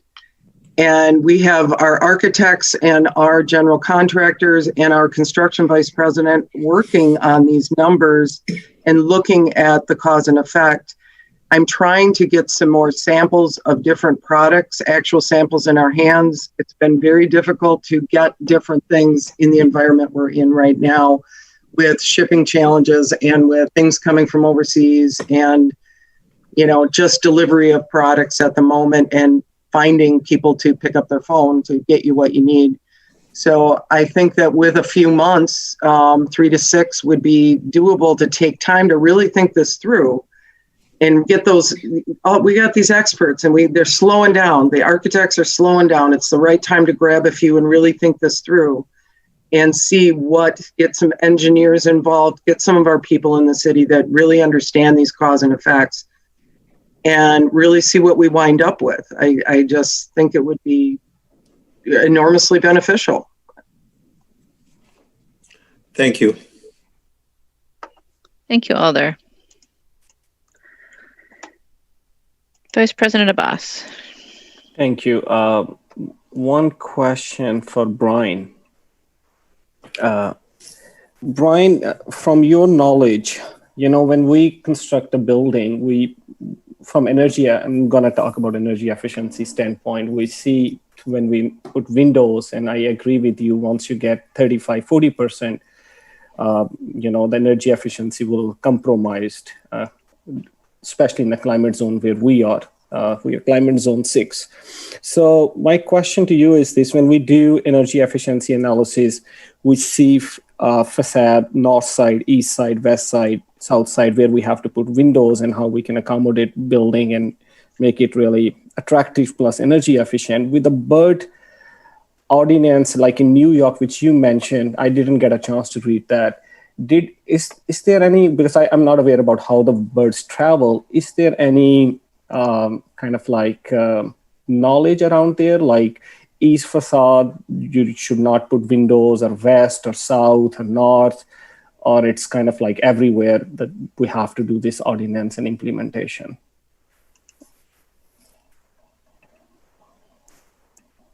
That question is for Bryan. Oh, sorry, I was having some trouble with my mute button. I can say I wish there was something like that we could say, but unfortunately there isn't. When this issue was first studied, people talked about migration in spring and fall. So you have billions of birds fly north to Canada and south to the tropics, and some stay here. And people thought, well, maybe the north and the south windows are the worst. And once you actually look at the building, it's not really the case, because birds hit the buildings moving around in vegetation. So from tree to tree, or from a water body, or through the parking lot. Some buildings funnel and kind of channel birds. You can imagine, flying down a street with a T intersection at the top. The building at the top of the T is going to have probably the most collisions where the T intersection is, and not so much where the narrow street is in front, unless it's tree lined, and then it can be the whole thing. So really, there's not an easy way to pick a facade or two to focus on. If you give me the design and outline of the building, I can tell you based on the shape of the building and where the vegetation and things are right now, what's probably going to be the worst.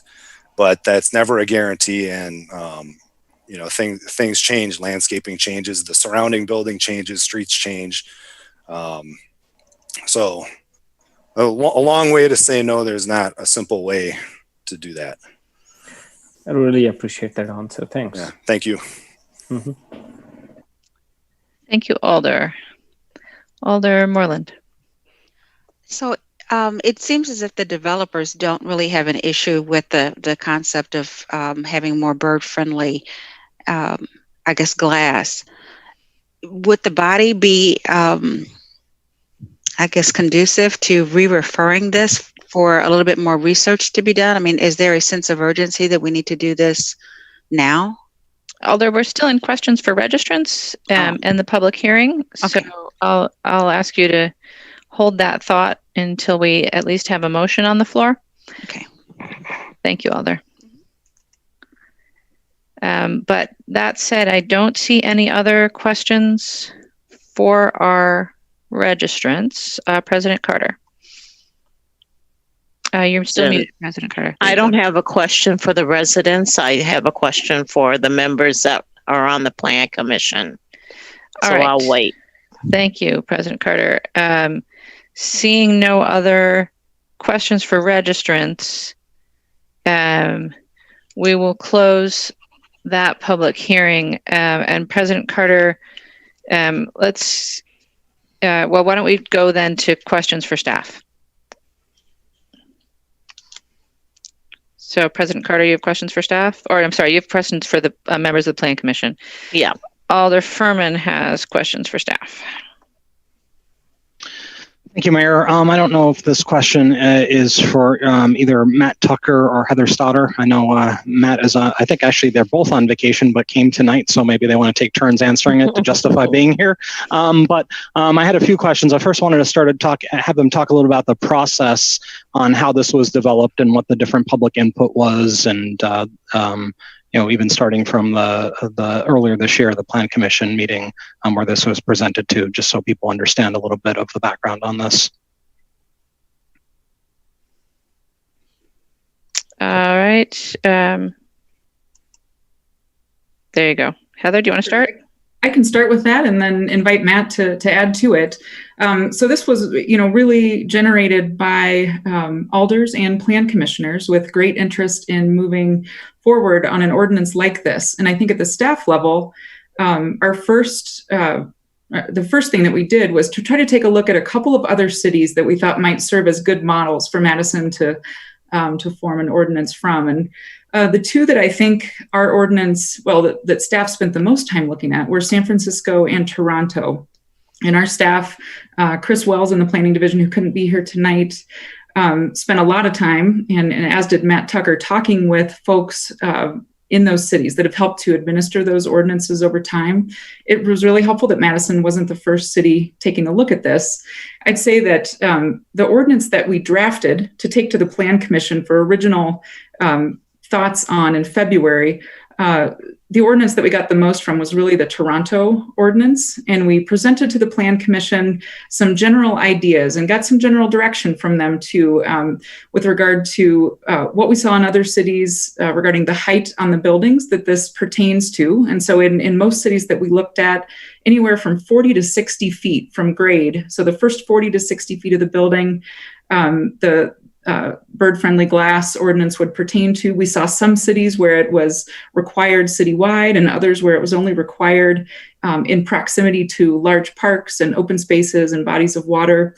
And we got a general sense that the Plan Commission wanted us to do a little more work on this and go for a citywide draft as far as where the ordinance would pertain. And so that's what we did. We continued to model the draft, I think, after Toronto, like I said, the most. We came up with a draft ordinance and worked with sponsors, the original sponsors, Alder Rummel and Furman. And we let Bill Connors from Smart Growth Greater Madison know. And also we made sure that the Wisconsin chapter of the American Institute of Architects was aware that this was coming forward as well. So once we had that drafted and had worked with alders to, basically show them some example buildings and make sure that there was a shared understanding of where this would and wouldn't apply, we we released the draft and made sure that the development community was aware that this was coming in the next month or so. We got some further feedback at Plan Commission in the last month and have made some small refinements since then. And I think the ordinance that's before you tonight is at least staff's best attempt to come up with something that's approachable from a design perspective, enforceable from the staff zoning perspective, and also one that we feel is something that if you take a look at your design in its early stages, you can design around this. You can design to integrate it into a portion of your building. We don't think that it's an ordinance that's terribly burdensome to most uses. I think that if you look at some of the thresholds in the ordinance, and I'm taking a little bit of a tangent here, but I do want to at least stress that the thresholds are really important to take a look at.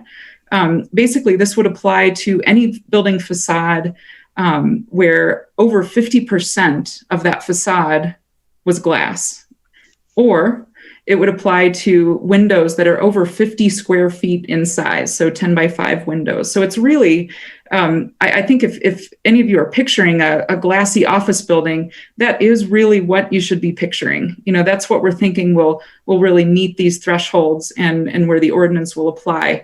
We don't think it will apply to very much glass on your typical multifamily residential building. I think the window coverages on those buildings are a lesser percentage of glass than the thresholds in this draft. And I think that distinction is just important to try to visualize. So I hope that helps to address the question and perhaps more. But let us know, and if you have any other follow-up questions. Matt's here and had a lot of detailed conversations with folks from other cities who have administered this and made some tweaks over time to make it perform better as an ordinance. Thank you. I do actually have some questions for Matt, and the first thing would be if he wanted to add anything to the development. I know he's worked a lot on this and had discussions, so if he wanted to talk a little about the history. Well, I won't talk much about the history because I think Heather did a pretty good job of covering that. What I can add is that with the substitute, we have included there's language that's going to give us an opportunity to educate the community about the ordinance, deal with projects that are in design, so they can plan ahead projects that may already currently be in design. We don't want to necessarily catch them and send them back to a drafting board. Just pointing out that provision, there's some time built in for effective date of October 1. Matt, could you talk a little bit about somebody had mentioned actually including a specific product in the ordinance, and can you talk a little about if that's necessary and what the framework is when it comes to particular bird-friendly products? Sure. So there was a suggestion to potentially add a specifically named product. The ordinance includes language already to empower my staff, my office, to consider any product, current products, new products that'll come on the market. We don't think it's necessary to name any specific product. What we've added is the language that allows us to take a material and find out how bird safe is it, and does it meet our standards, the minimum standards for acceptance for bird material. So our suggestion is not to specifically name any individual product. We don't want to potentially tie ourselves in by naming a specific product. And that's just not something that we typically do in any of our ordinances. That's all I have for now. Thank you. Thank you, Alder. Alder Rummel, questions for staff? Yeah, thank you, Mayor. I think this question is probably for Mr. Tucker. How many, on average, multifamily buildings are approved prior to COVID, which might change everything, but on, every year, how many do we usually see, if you could summarize?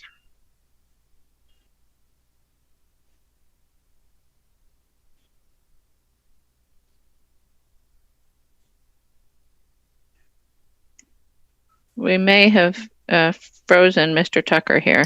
Oh, okay. There you go. I'm back. Sorry, unstable connection up north.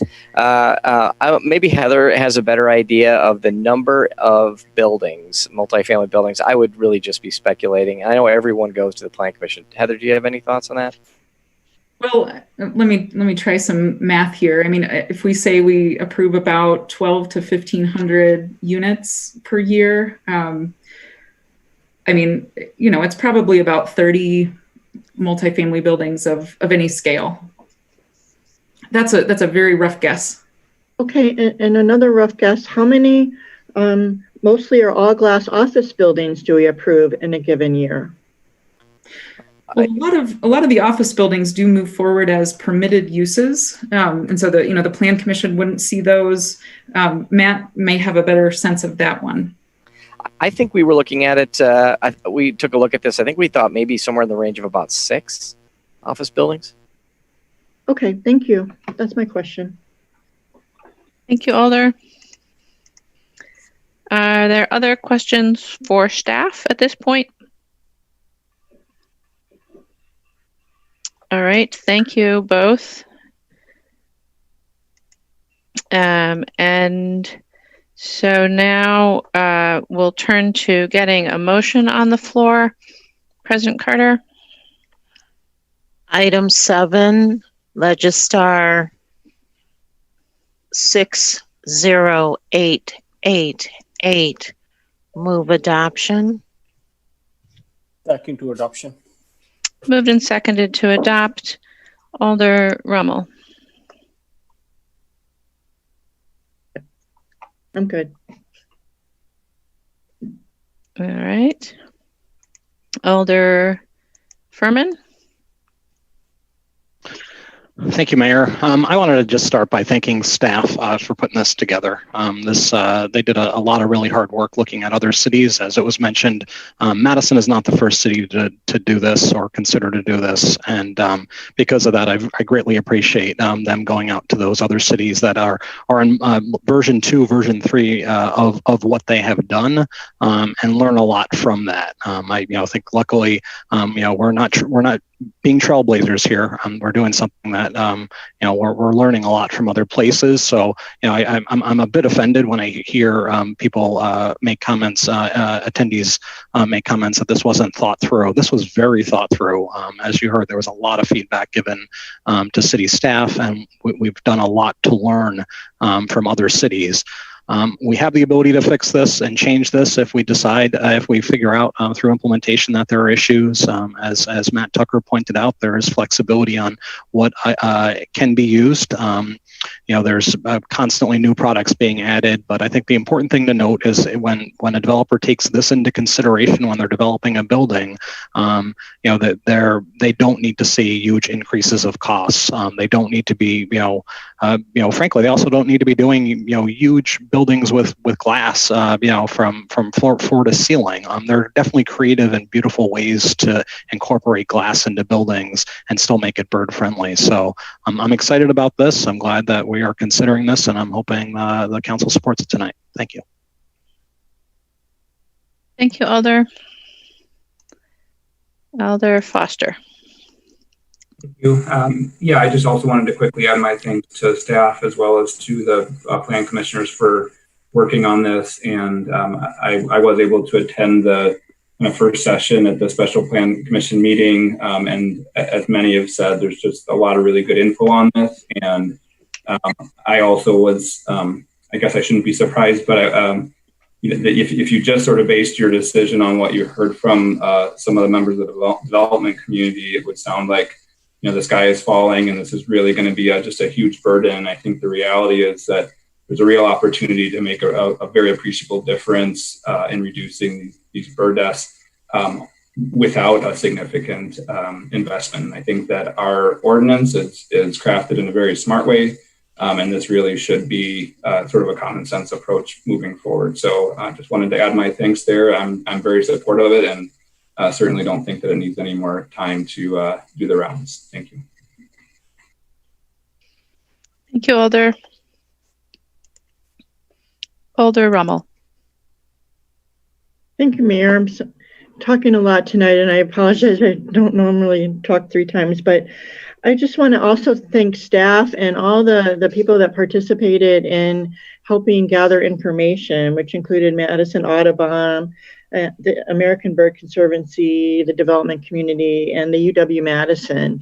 And this came to my attention last May, May of 2019, when one of the buildings on the Motts block in my district, an all-glass tower, was being approved. And it generated a lot of opposition from people who were concerned about these bird glass strikes. But at that moment, we didn't really have an option or a solution to change or make any changes to a design that was already well underway.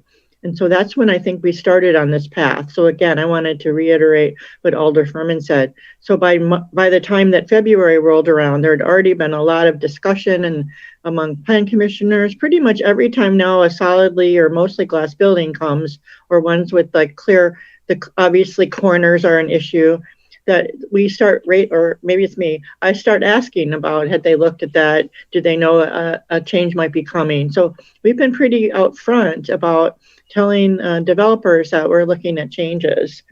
And we did actually make a change from the original draft to the one that's before you.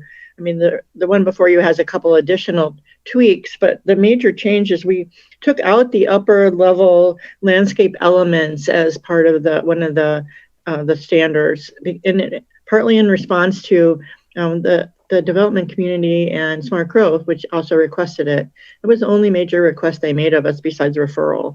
And I don't really think we need to be referring this. I think we should approve it and go forward. And if we learn as we go that things don't work, then come back and adjust it. But again, I think at some point we just I look forward to the future creative efforts of our architect community as they design new buildings with bird-friendly elements in mind, and also hopefully as we move forward on zero net energy buildings. I think we need a lot of new features in our buildings to keep up with the changes in our environment. So I hope you'll support this. Thanks. Thank you, Alder. President Carter? Yeah, so I just have a couple questions for the sponsors of this substitute. I believe, at least this is what I wrote down, that this becomes in effect on October 1st, 2020.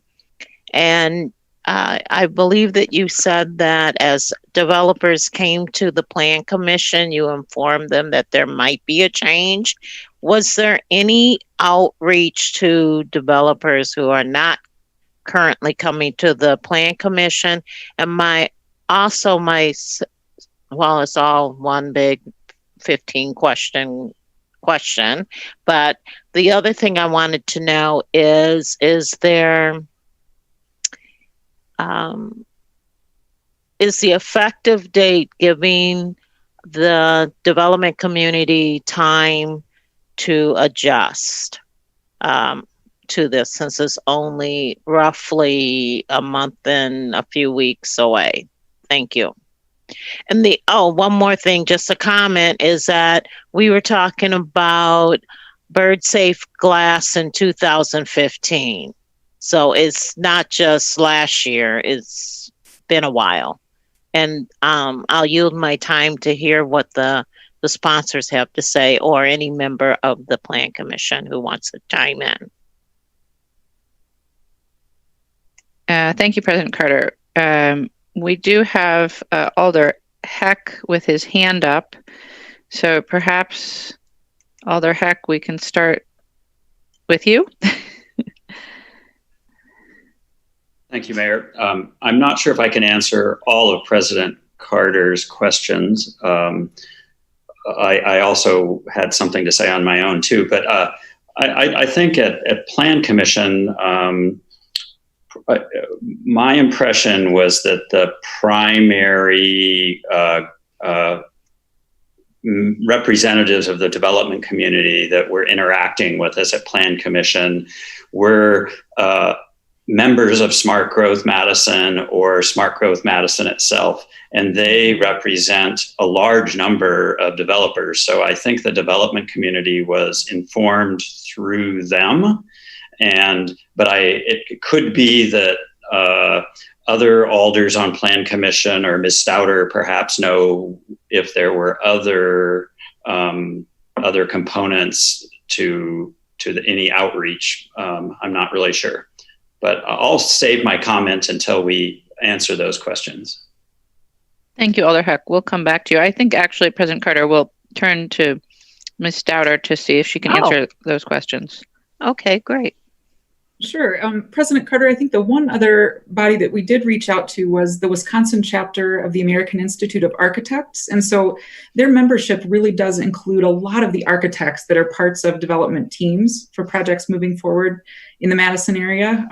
Certainly, doesn't represent all of the architects that we work with, but we thought that, not only would that represent good coverage of development and design teams, but also really touches the professionals that probably understand the impacts of this from a design perspective and hopefully a cost perspective as well. And so we did reach out to them. We did see some comments which are included on the record, but I would say that we haven't seen many architects, if any, at Plan Commission meetings related to this issue. Okay, thank you very much. Thank you, President Carter. Alder Heck, back to you. Thank you. I just wanted to relay how I experienced this proposal at Plan Commission. I had some skepticism about the potential for added cost, and you've heard quite a bit of talk about that. But I really came to appreciate, I think Alder Rummel referenced this in her remarks, that it's really about design. And there are design solutions that are available. And some of those design solutions can even increase the sustainability of a building. And, people think giant sheets of glass are attractive, perhaps, both from the inside and outside. But I really think these buildings can be designed to have beautiful views in and out, as well as save birds and prevent collisions.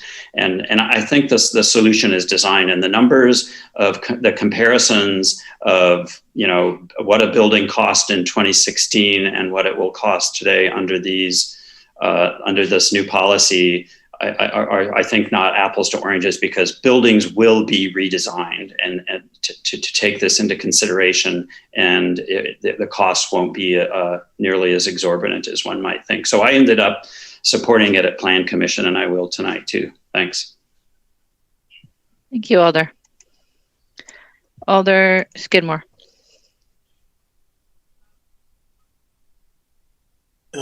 Thank you, and I appreciate Alder Heck's comments, and I would say that I'm going to speak in a similar manner. I said before that I didn't sense opposition from the developers. I've talked to a number of developers about this.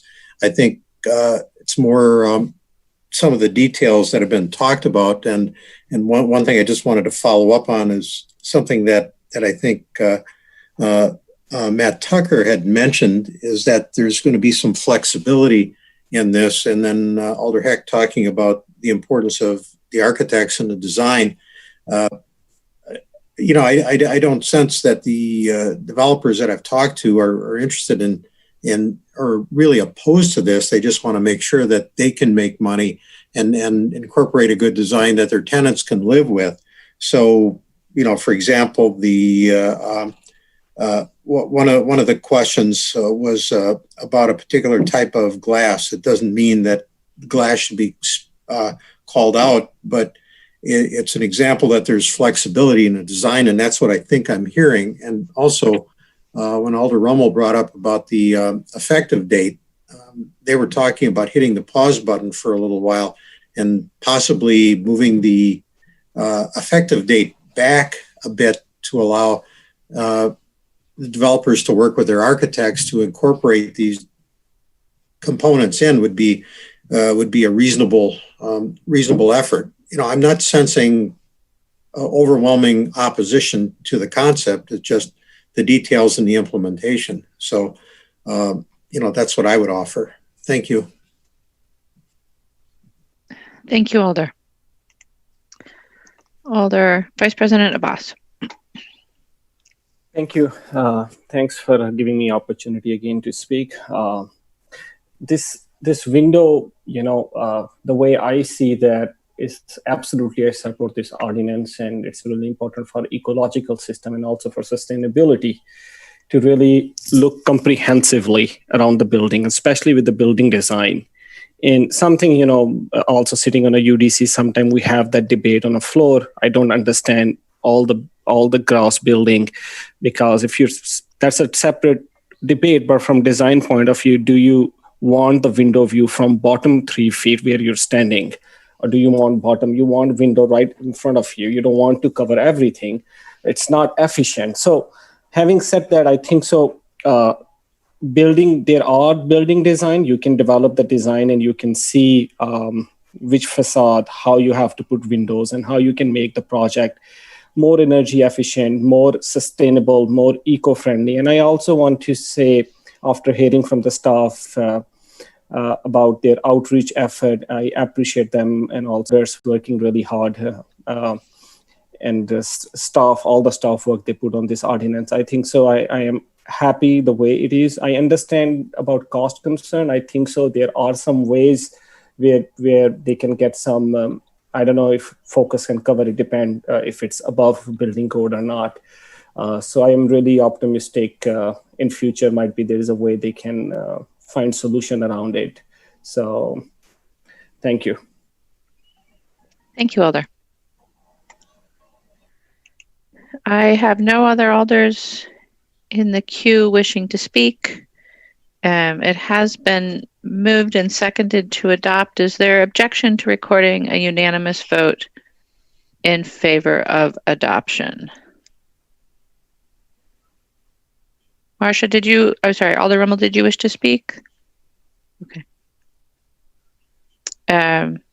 Seeing no objection, we will record a unanimous vote in favor of adoption. And that will take us to the report of the Alcohol License Review Committee and item number 8. So we will open a public hearing on Legistar 61112, a new license for Fugu Asian Restaurant. And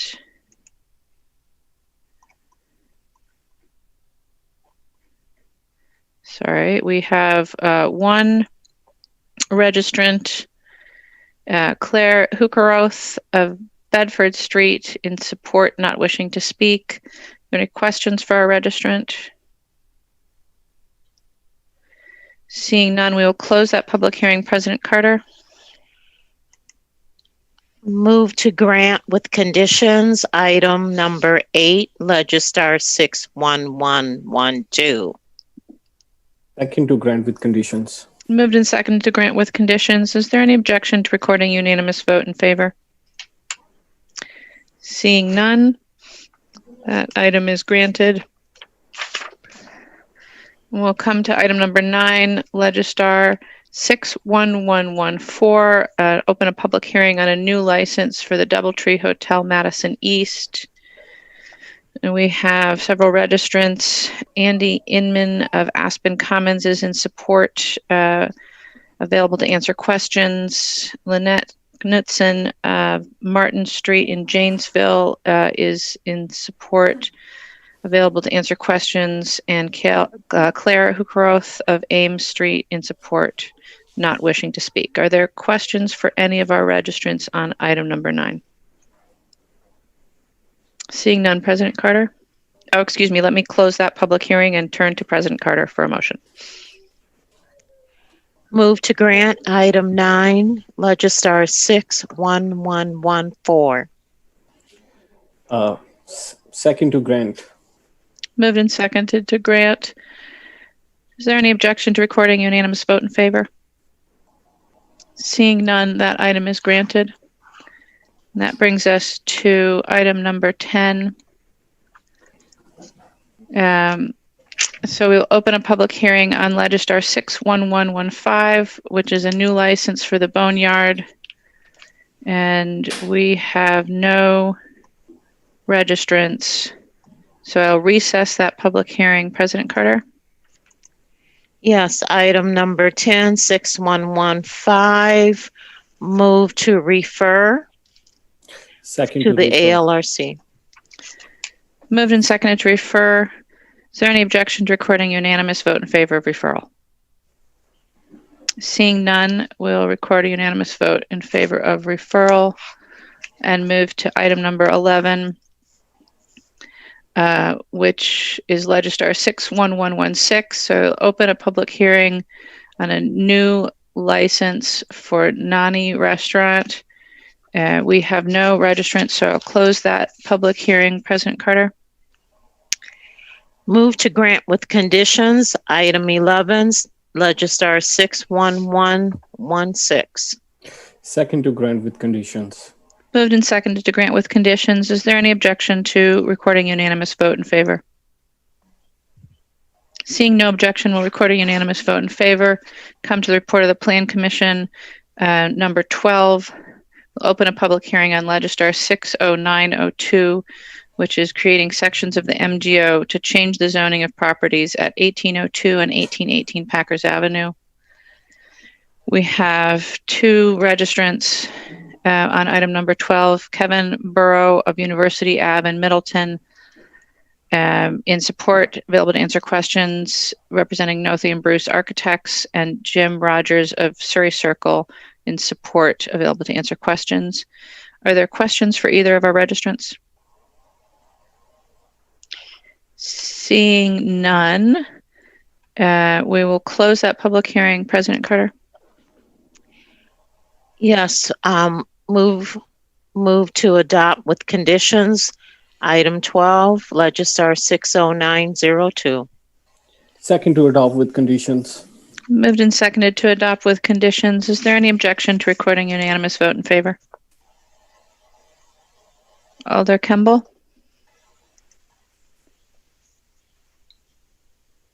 Yeah, I'd like to be recorded as opposing this. I thought it was going to be referred, and I would have supported referral, but I'd like to be recorded as opposing this if it's not going to be referred. Thank you, Alder. The recommendation from Plan Commission is to adopt. Would you like to make an alternate motion? No, but I can speak to my vote, I guess.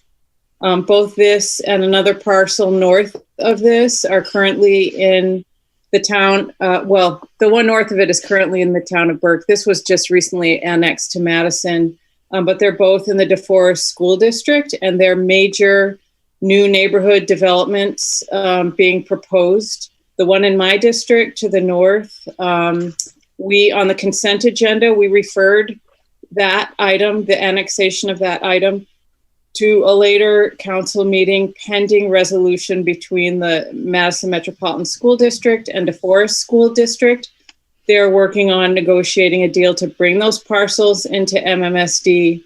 And I just think it is really irresponsible for us to approve of developments this large that are already in well-established neighborhoods with, schools literally right next door, and socially fracture the communities by having the families in these new neighborhoods have to bus their kids, to Windsor and DeForest. So I'm hoping Alder Abbas and I have been in conversations both with our planning department, but more importantly with the school district, and they are working on a solution to that. So I did tell, our residents at a neighborhood meeting last night that I would not be supporting either of these moving forward until a resolution is found for that issue. Thank you, Alder. Vice President Abbas?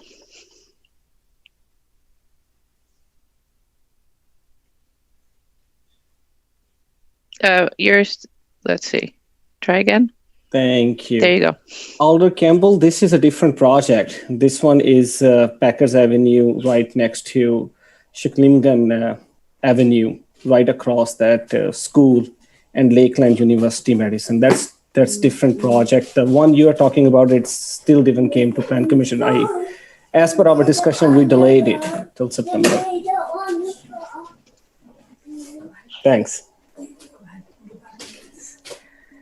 Thank you, Vice President Abbas. I believe that Alder Campbell, the item you're referring to is item number 15, for which the motion will be to refer. So is that withdrawing your opposition? Okay, so seeing no opposition to recording unanimous vote in favor on item number 12, we will do so.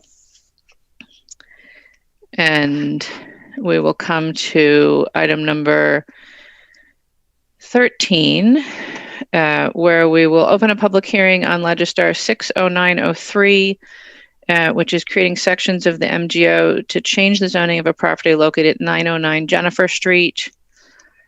We have no registrants. I will recess that public hearing. President Carter.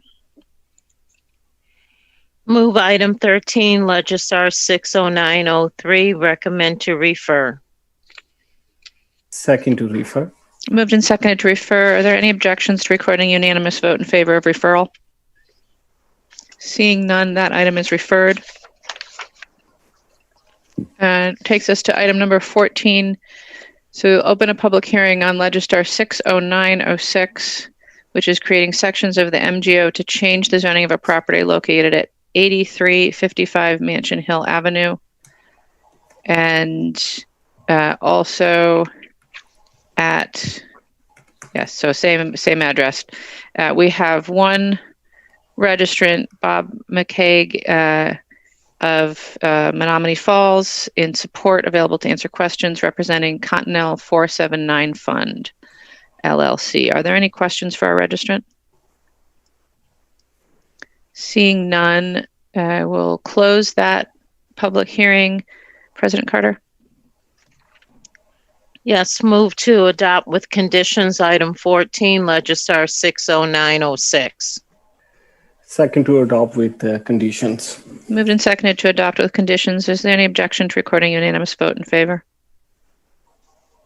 Seeing none, we'll record a unanimous vote in favor of item number 14 and come to item number 15, which is Legistar 60914, creating sections of the MGO to change the zoning of a number of properties in the 4,000 to 4150 Packers Ave and 4201 North Sherman Ave range.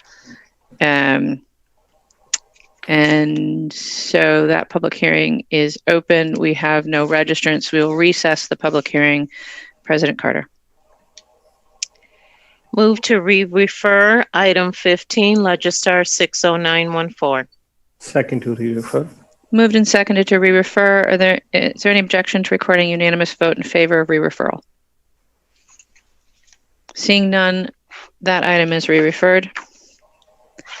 And we will come to item number 16, which is Legistar 60915, and open a public hearing creating sections of the MGO to change the zoning of properties at 502 to 516 West Wash.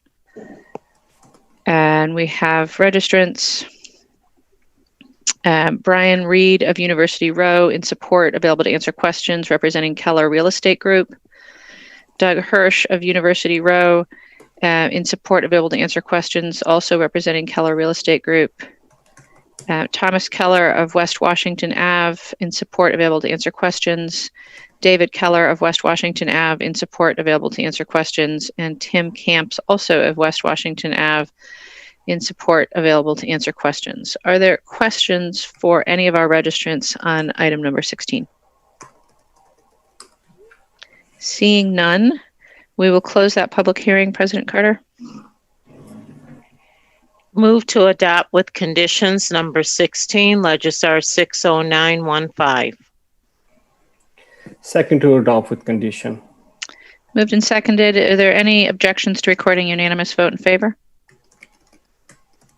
Seeing none, that item is adopted with conditions. That brings us to item number 17. We'll open a public hearing on Legistar 60916, which creates sections of the MGO to change the zoning of properties at 617 South Whitney Way and 160 Westgate Mall.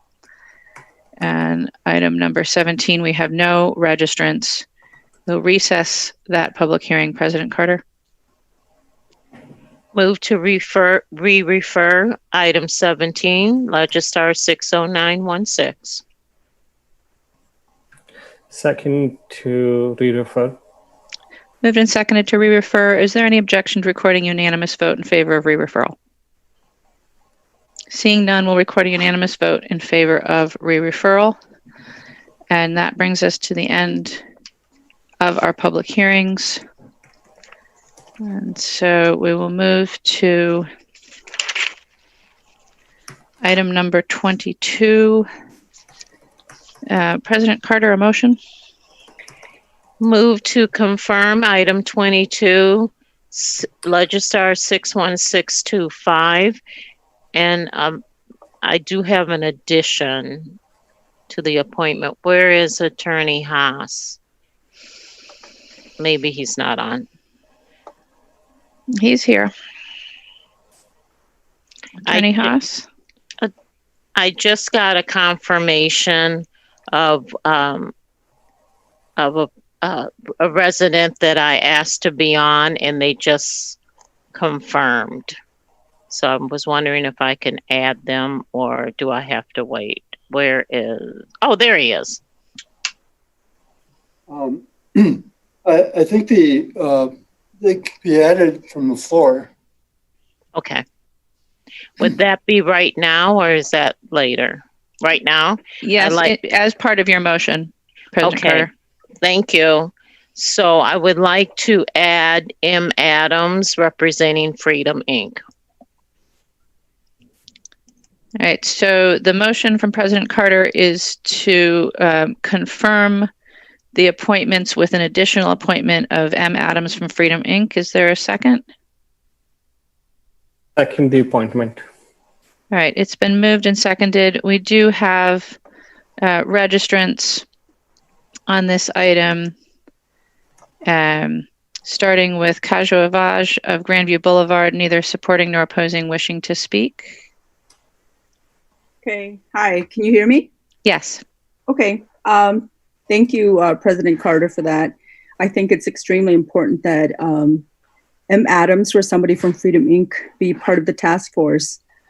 In the last 11 years, we've done so much work in the Black community, and I think that it's essential to have somebody with the background that M has, someone who's going to look at issues impacting the Black community through a genderqueer justice lens. And so I'm happy that that amendment was added, or Adam was added to that. So that's all I wanted to say. Thank you. That's our only registrant wishing to speak. There's a number of other folks registered in opposition, and I'll let you read the list for yourselves. Are there any questions for our registrant? All right, seeing none, is there, it's been moved and seconded. Is there any objection to recording unanimous vote in favor of confirmation? Seeing no objection, we'll record a unanimous vote in favor of confirmation on item number 22. And we will come to item number 109. And so I believe we'll need to start on this one with Alder Lemmer. Move reconsideration of agenda item 109. Is there a second for reconsideration? Second. Moved and seconded to reconsider item number 109. Is there objection to recording unanimous vote in favor of reconsideration? Alder Foster, you object? Well, I actually had a question for Attorney Haas on it. Okay. Go ahead, Alder. Thanks. So I think a lot of this kind of came in late, so I'm trying to piece it all together. But based on my understanding, it seems that the intent of this reconsideration motion and the alternate resolution that's intended to be put forward would really fundamentally change the nature of the item that was placed on file at our last meeting. So I think, as I'm understanding it, rather than a budget amendment to fund the new downtown recovery program, this resolution seeks to access the facade improvement grant program funds that were approved, but doing so without a budget amendment. So I guess my question is this, if we take the resolution on its face, and I know that's subsequent to dealing with this reconsideration motion, but if we take that on its face, is this even appropriate to do via reconsideration motion to really have sort of to consider a fundamentally different motion via this mechanism and sort of getting around our normal processes of introduction, et cetera? Well, I think it's a good question. Of course, the motion in front of you is simply motion for reconsideration. So that has to be taken care of first, whether or not to reconsider, whether or not this is, a similar type or substantially similar enough to be reconsidered under that, I think is a matter of opinion. If you look at the objective, the overall objective, I think seems to be the same. It's not a budget amendment. I don't think it is required to be a budget amendment to be eligible to be entertained if a motion to reconsider is passed. So I guess, at least in my view, it would be acceptable for the council to consider this amendment if the motion to reconsideration does prevail. Okay, thank you. Thank you, Alder. All right, so we're back to the question of reconsideration. Is there objection to recording a unanimous vote in favor of reconsideration? Alder Foster, a roll call? Yes, please, thank you. Thank you, Alder. All right, so a roll call has been requested on the question of reconsideration. All those in favor, aye. Those opposed, no. We will unmute you all and the clerk will call the roll. So that's what I do with late night things. Or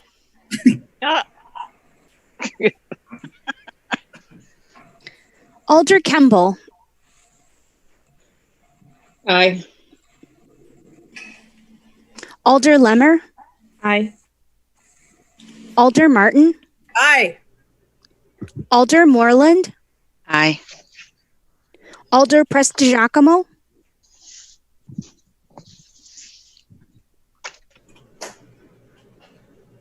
Alder, you're still muted. Oh, there we go. No. Alder Rummel. Alder, you're muted. Aye. Alder Skidmore.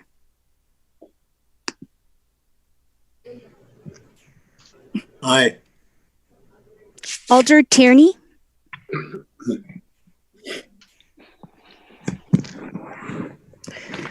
Alder Tierney is a thumbs up, which I assume means aye. Okay, thank you, Alder. Alder Revere. Aye. Alder Abbas. Aye. Alder Alvarez. I don't know. I believe Alder Burris is excused. Okay. Alder Balday. Aye. Alder Bidar. Aye. President Carter. Aye. Alder Evers. Aye. Alder Foster. I apologize. Alder Foster. No. Thank you. Alder Furman. Aye. Alder Harrington McKinney, Aye. Alder Heck, Aye. Alder Hennick, Aye.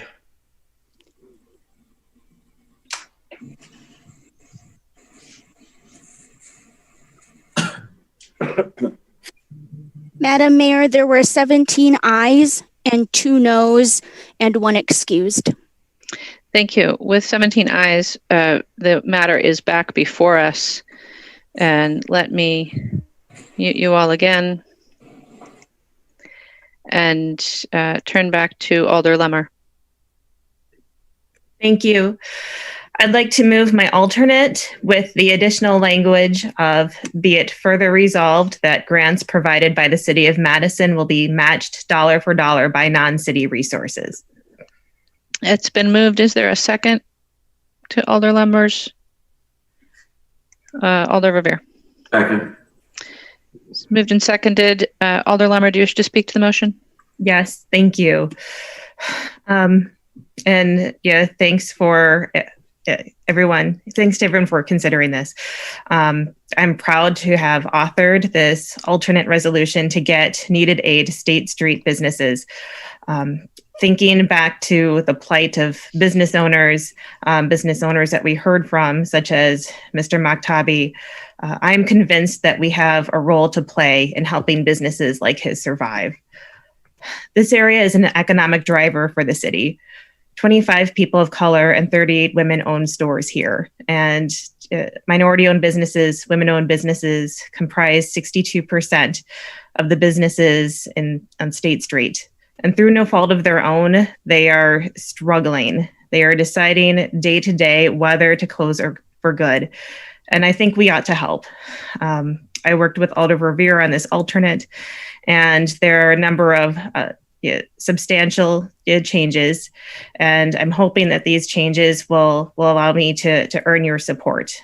Some of the main ones include the additional language that I just mentioned, saying that any grant, any dollars provided by the city must be matched dollar for dollar by non-city resources. This is so that businesses, the business community, put some skin in the game and meets us halfway so that we are able to help State Street have a continued interest. And I believe this is something that will address a lot of the concerns that we discussed in depth at the meeting 2 weeks ago. I also added some language so that this is very specifically going to small businesses. And the funding source is also substantially smaller. We think it may have about $60,000 left to get these businesses some aid. So this is a small amount, relatively speaking, but it's going to make a big difference. And in addition, I was proud to sponsor the equity program for small businesses and appreciate the great work that my colleagues put into that. I think it's also important to note by comparison, this would amount to less than 10% of what that would be. And I think that's important to keep in mind. This area needs our help, and I think that we ought to provide it. Thank you, Alder. We do have registrants for this item, so we'll turn to them now, starting with Jason Ilstrup of West Washington Avenue in support, wishing to speak, representing Downtown Madison, Inc., to be followed by Christopher S. Patterson. Good evening, everyone. Can you hear me? Yes. Perfect. Thank you very much. I'm hoping you're all doing well and staying healthy, Alders. My name is Jason Ilstrup, and I'm the president of Downtown Madison, Inc., and today I speak on behalf of our organization in favor of file number 61060, the third substitute. Downtown Madison, like our entire community and nation, continues to suffer. COVID-19 and the property destruction from the riots have placed often insurmountable hurdles in front of our locally owned small businesses downtown. As the global pandemic continues with no end in sight, businesses are running out of resources and having to answer existential questions, all while jeopardizing the livelihood of many of their employees. At the same time, our country is in the early stages of a strong, uplifting movement for racial justice.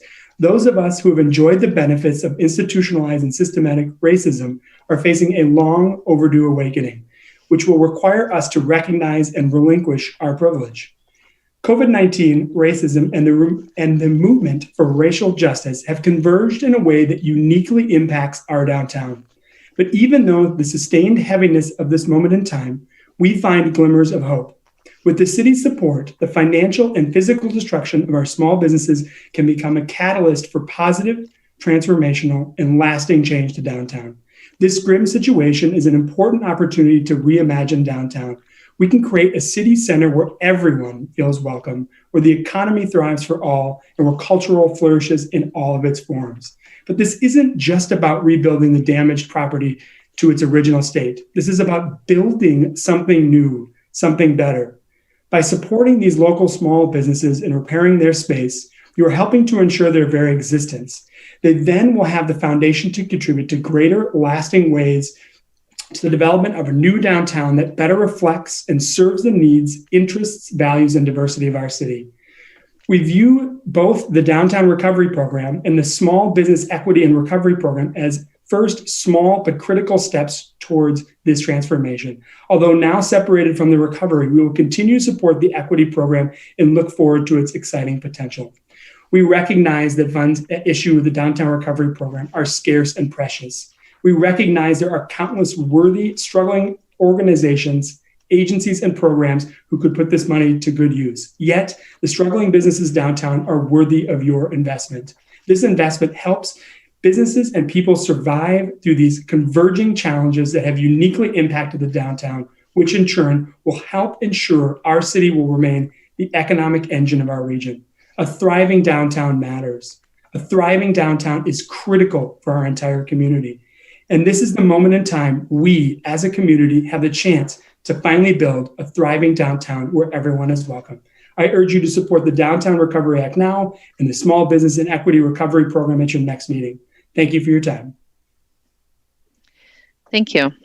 Our next registrant is Christopher S. Patterson of East Dayton Street in opposition, wishing to speak, to be followed by Jenny Gao. Outstanding. So just to confirm, I should be unmuted now? You are. Excellent. Thank you, Mayor. Hello, everyone. My name is Christopher S. Patterson, and I am, once again, representing myself in opposition of item 61060. For reasons which seem inexplicable beyond simple, naked privilege, we find ourselves once again spending valuable time and life energy considering this item.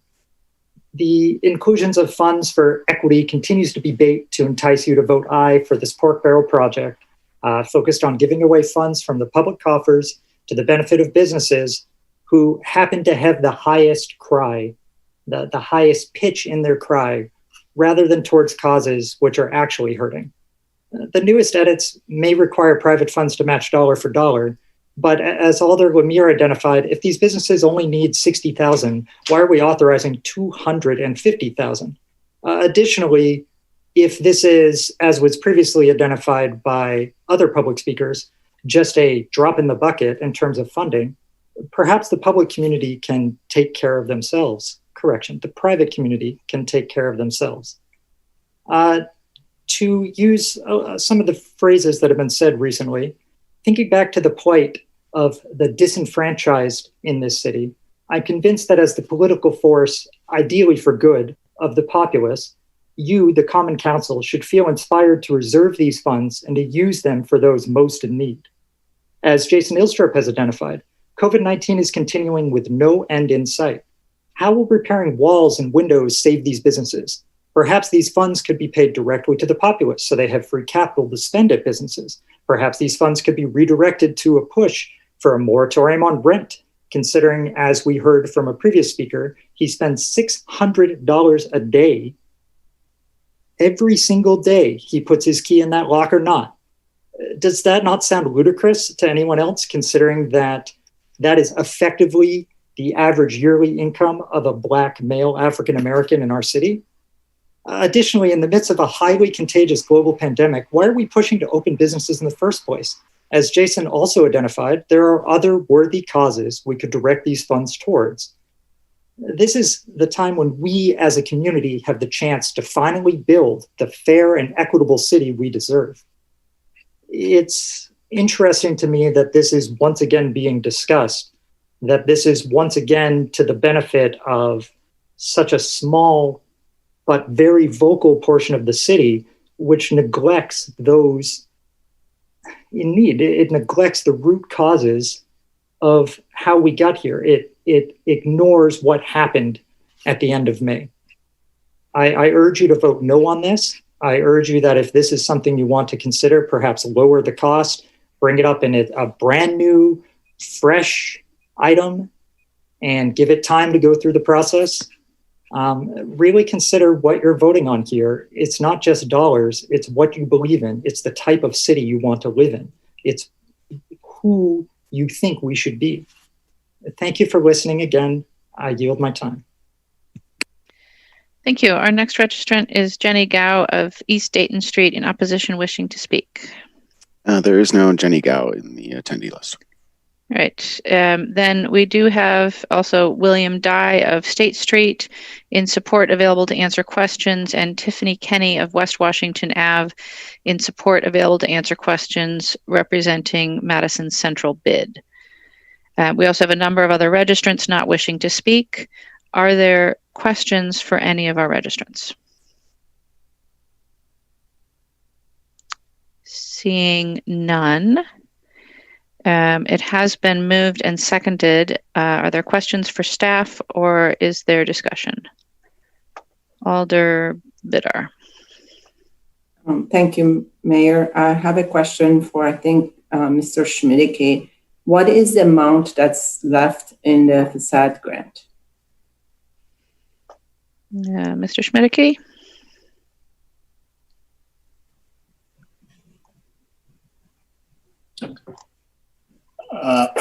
Alder Bedar, I would have to look into that and get back to you. The alternate does not provide any additional funds, but I can get you that information later. I don't know if Matt Wachter or Matt Miklajewski are on the call. They may know that as well.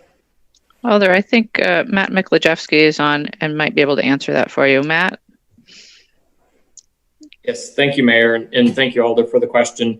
When we look at the amount of funds that have already been spent, those that have been committed, and those projects that are already in the pipeline, there would be about $60,000 left for the balance of the year.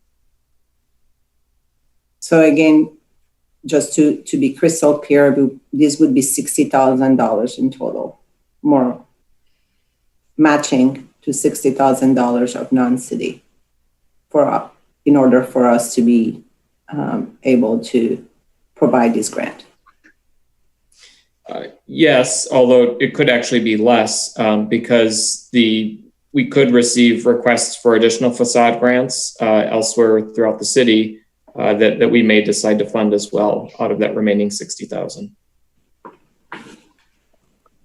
Thank you. Thank you, Alder. Alder Foster, questions for staff? Yeah, question for Attorney Hossakin. So, again, this doesn't seem to have been structured as a budget amendment, and yet it seems clear that the intent is to tap into the funds that were budgeted for the facade improvement program under the guise of adding this new unbudgeted program as an additional objective within an existing budgeted program. So I guess I'd like your opinion on the appropriateness of this sort of legislative gymnastics to get around our ordinance that requires a 2/3 vote for budget amendments. I mean, so the resolution itself states, whereas the Common Council desires to amend the purposes of the fund, not the purposes of the program. So if this isn't a budget amendment, what are the limits of such an approach? And would you think, are there limits to using this kind of a strategy then in the future for other unbudgeted programs to sort of do just a sort of resolution and adjusting other existing programs and embedding other programs on top of them to get around the need for a 2/3 budget amendment vote? Well, I think the short answer in this case is the existing program, the terms of the existing program are proposed to be changed. And that's permissible if you had not entertained a budget amendment in the past. That would be a valid motion or resolution. It's just that previously the proposal required a budget amendment.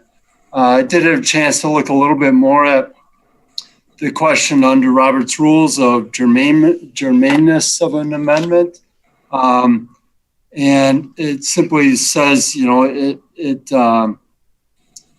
must in some way involve the same question that was raised by the original motion. So I think and there is no single all-inclusive test for determining whether a proposed amendment is germane when it is not. So I think based on that standard, this amendment is attempting to accomplish something similar to the original motion, and it is fair game to be proposed. As far as, what would happen in other cases, those are things that you have to evaluate, I think, on a case-by-case basis. But that's the basic standard. I had a question for what looks like Matt Miklajewski might be representing. So as part of this proposal, and as Attorney Haas said, what's in front of us then is actually changing the facade improvement program. The attachment that I saw didn't look like it's been updated yet. So is there no actual draft changes there? Or is, I think in the resolution, it just says adding the downtown program as an objective within the facade improvement program. Is that the extent of the proposed changes here? Or what are the sum total of the changes then to the facade improvement program that are being proposed?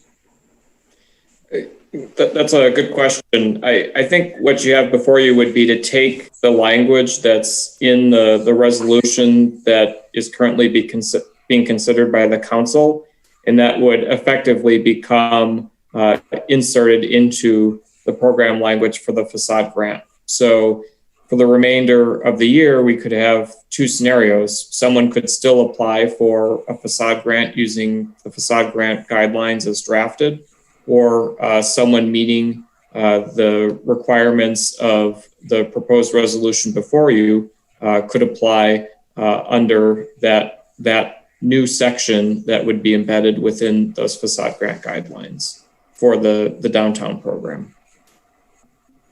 So then is the intent that the rest of the guidelines within the facade grant program are not applicable to requests that come in under this new purpose? I would envision what would happen from just a practical sort of administrative perspective is that if we receive an application for the funds through this downtown program, we would look to what's in the resolution before you. If we received an application for lack of a better term, a routine facade grant project, we would defer to those requirements that are already in the guidelines for that program.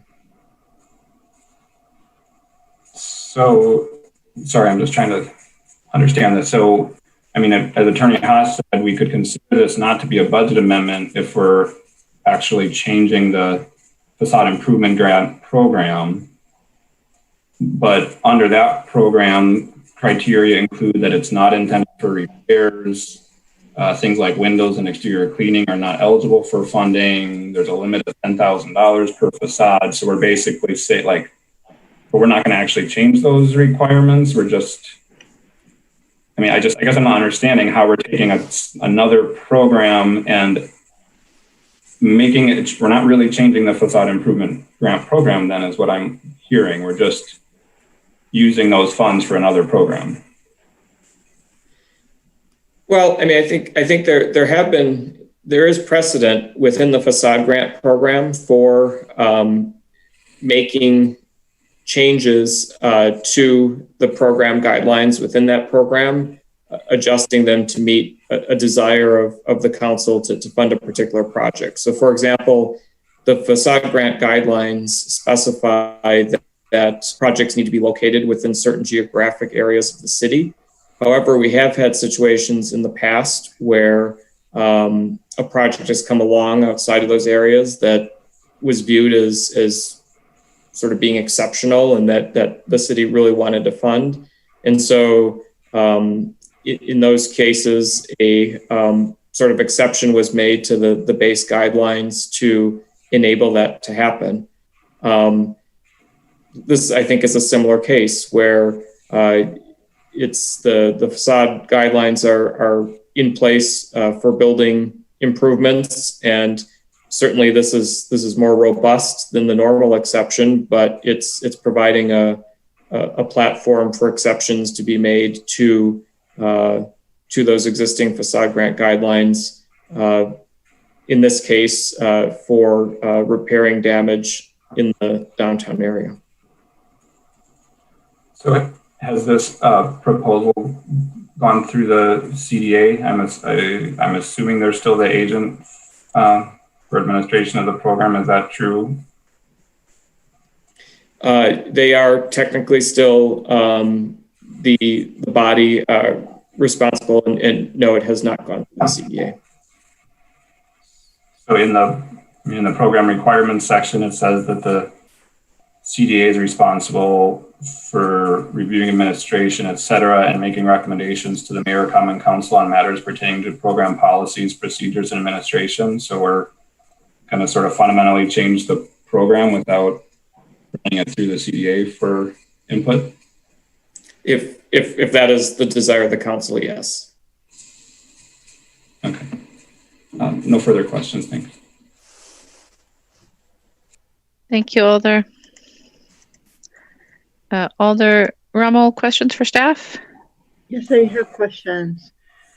So following along the last Alder Foster, the question I have is, what does it mean to add the downtown recovery program as an objective for this existing program? Is that all the specific identification of the potential applicants? Is that kind of what we're saying is the definition of the program? You know, under the criteria, you know, those 1 through 5 or whatever in the draft. For Matt. Oh, thank you. Thank you, Alder Rummel. So I mean, when you look at the existing program guidelines for the facade grant program, as you've indicated, it outlines certain requirements of who would be eligible to receive funding for a facade grant project, and it defines it by geographic area, by type of project, and so yes, I mean, what this would be doing is effectively inserting new parameters upon which someone would be able to receive funding through that program. And those are articulated within the resolution that's before you. Because I understand the intent of the proposal is that it would be more for tenants, but the facade grant program allows it for business property owners or tenants. Is that correct? That's correct. So this would be a much more narrow focus on, to your point, the tenants themselves, and also a more narrow focus on what the funds can be used for, and with providing a preference to business owners of color and individuals of other historically underrepresented groups. And so how do we layer in, so it would just be for downtown that we would add these additional standards, or for this, would it be this whole central business district? Because that is an area, or is it narrower to some other definition? The definition that's before you is downtown. Similar to the conversation we had 2 weeks ago, we didn't sort of explicitly define a specific geographic boundary, but it would be, certainly focused on, generally, I think what everyone considers to be the downtown, more or less, from lake to lake, and from, Park Street to, you could say Blair or even head a little further through the East Isthmus.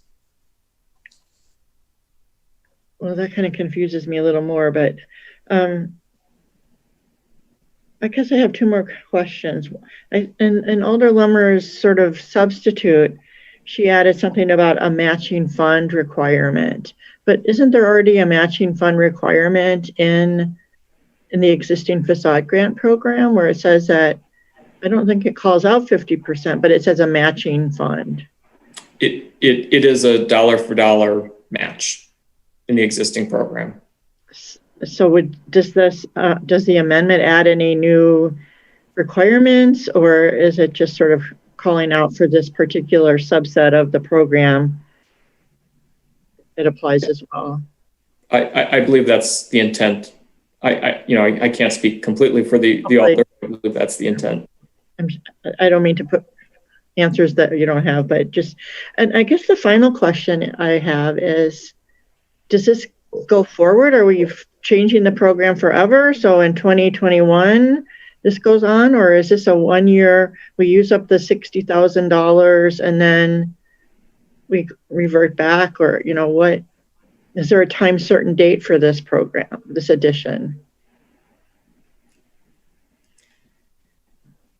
I would defer to the alders a bit on this one, but I think realistically our goal is to through this amendment to the program is to assist those businesses that were damaged at the end of May and early June, and move forward and effectively shut down this aspect of the program once we have met those needs that come forward. I think my brain wandered. So it kind of like we use up once the needs are met for the repair, which could go into the next budget year, because obviously COVID is going to last a while. Is that what to clarify what you said? Well, I think the guidelines that are in the resolution before you are very specific, that it's damage, property repair to property damage of buildings. So there are still businesses that are working with their insurance companies, that are working on getting estimates for repairs, that are working through the whole repair process.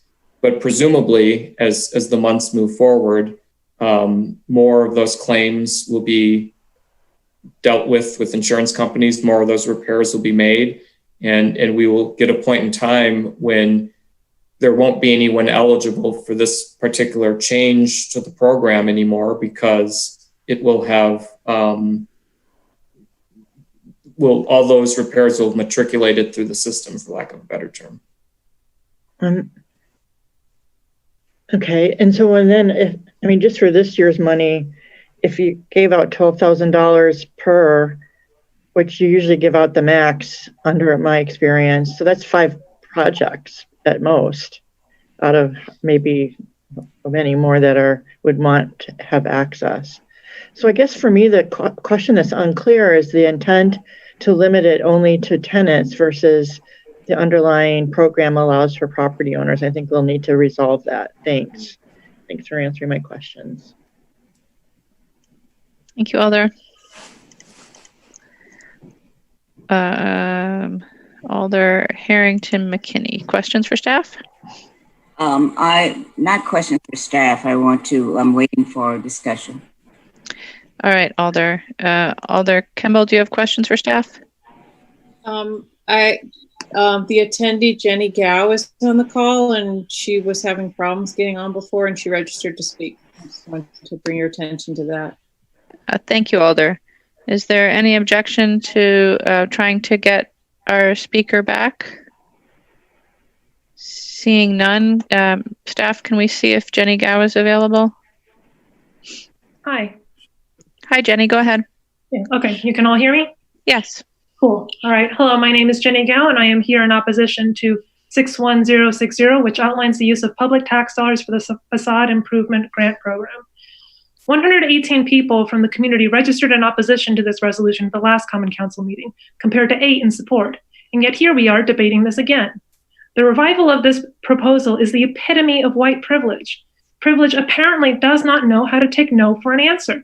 You would think in the age of Me Too and consent culture, we would have figured this out, but it is clear that privilege does not understand the word no. Again, 118 people from the community registered in opposition to this at the last public meeting. Since June, public registrants have shown up to public meetings in the 200s and 300s in response to policies on policing and private property. You know where the community's priorities lie, but are you listening? Let's also clarify that there is no version 5 available for the public's review, and that the lack of public-facing documents is a repeating trend for Resolution 61060. Whatever good intentions you might have, they are clouded by lack of transparency that strain an already broken trust with the community. The crux of this issue remains the subsidizing of private property ownership with public tax dollars that could otherwise be used to benefit the public good, particularly at a time when city departments are facing a 5% budget cut. Yet here we are, moving dollars around like it's a trivial task. It is not wrong to want to help small businesses, but it is important to ask if what we're doing is actually helping. Money towards facade improvement still prioritizes the benefit of private property over people. It is also misrepresentative to keep citing 62% of businesses as minority and women-owned. People of color are not a subset of white women, and it is shameful in 2020 to misrepresent information this way. 25 minority-owned businesses out of 152 State Street businesses is only 16% of State Street businesses, nowhere near 62%. It is also only 6% of the 390 businesses of the Downtown Improvement District. And there are still 0 Black-owned businesses on State Street and downtown, a direct result of historic redlining and land grabbing. Furthermore, supporters of 61060 have called $250,000 a modest amount for downtown. Modest for whom? This $250,000 will be taken from public infrastructure. Shouldn't we use public tax dollars to close social gaps by investing in neighborhoods that don't have downtown's fundraising engine? When the city prioritizes giving public tax dollars to private property owners capable of raising $200,000 in 24 hours, it suggests that getting this money has less to do with need than with what downtown businesses think the city owes them. Finally, as the daughter of immigrants myself, who got their start in this country by opening a small takeout restaurant, I understand the motivation to use these sympathetic stories to move an agenda. And frankly, I take offense to it. I take offense to you weaponizing stories like mine to move your white agenda forward. I take offense to the repeated use of model minorities, of so-called good working immigrants to move white agendas forward. We are at a pivotal time, and we are being challenged to re-examine the racist roots of this country. If we pass this resolution today, then we will fail to acknowledge what the public has demanded. In conclusion, I am opposed to 61060 and the misuse of public tax dollars for private wealth's benefit. I yield my time. Thank you. We have questions for our final speaker? All right, seeing none. Are there other questions for staff? Seeing none, we'll go into discussion. Alder Harrington McKinney. Thank you, Madam Mayor. Thank you, first, Alder Lemmer, for bringing this back before us. I really do appreciate that. But this relatively small amount embarrasses me, quite frankly. I'm just going to be upfront. And it embarrasses me. It embarrasses me because it devalues the potential of re-imaging what we want our city to be. Guess what? The systemic racism still exists. Redlining still exists. And the access to public-private investment needs to be built. I understand the raw divide that exists within this environment, but it cannot be cured on the backs of downtown merchants. I've heard it said, well, downtown merchants were already struggling. Yes, that's true, but that was not added to COVID-19, nor the events related to what happened to downtown Madison. And so, and let me just go ahead and finish because I wrote it down. what should the future of Madison really look like? And we're talking about a more inclusive, diverse Madison. But that's a Madison in the future. Why are we not also looking at the Madison that we have right now? How do we see our city right now? We are struggling. We get that. We are going to be faced with a very difficult budget, but we are not going to be, I am not comfortable with balancing the budget on the backs of individuals who are, let's just call it downtown. I am sorry that we have to rename this. I wish that we were able to just call it what it is. We just finished reading a resolution of talking about John R. Lewis and C.D. Vivian. What we fail to really understand is when John Lewis walked across the Edmund Pettus Bridge, he was beat to a bloody pulp. But he came back and said, the police officer that beat him that day came to his office and apologized. Council members, there is no line for non-forgiveness. There is no line for violence. There is no line for cause of good trouble. And so we find ourselves saying to downtown merchants is that we are going to make examples of you. That doesn't feel right to me. I am concerned that we're looking at $60,000, but we are moving money with reckless abandon. But when it comes to merchants who did not ask for COVID-19, are just recovering, they did not ask for the 400 years of what Blacks have experienced. I'm an African American. I was born in Mississippi. I understand what lynching is. My uncle was thrown in a well by white policemen. I get it, but I also know that we cannot continue to say white folks are saying is that we need to do this for Black folks. I am sick and tired of that. We have merchants that are downtown through no fault of their own because the city allowed the downtown Madison to exist, State Street to exist the way it is. We're now talking about restructuring the city and moving forward to making it more inclusive. Alders, what are we doing? I'm embarrassed with $60,000. I am going to support this, but I am embarrassed. You know, where is the humanity in this? How can we sit here and say this is okay? It is not okay. And this is coming from a Black woman. It is not okay. And for all of those privileged white folks that come before us and say that they're on our side, I am embarrassed as a Black American that you're saying it is okay to let what we've seen in downtown. It's not about business. It's not business, it's not motor. It's about people and who we choose to be. Please, Alders, please reconsider who we want to be or who we say we're going to be. Thank you. Thank you, Alder. Alder Foster. I think we're out of questions. Is that right? Yes, we're in discussion, Alder.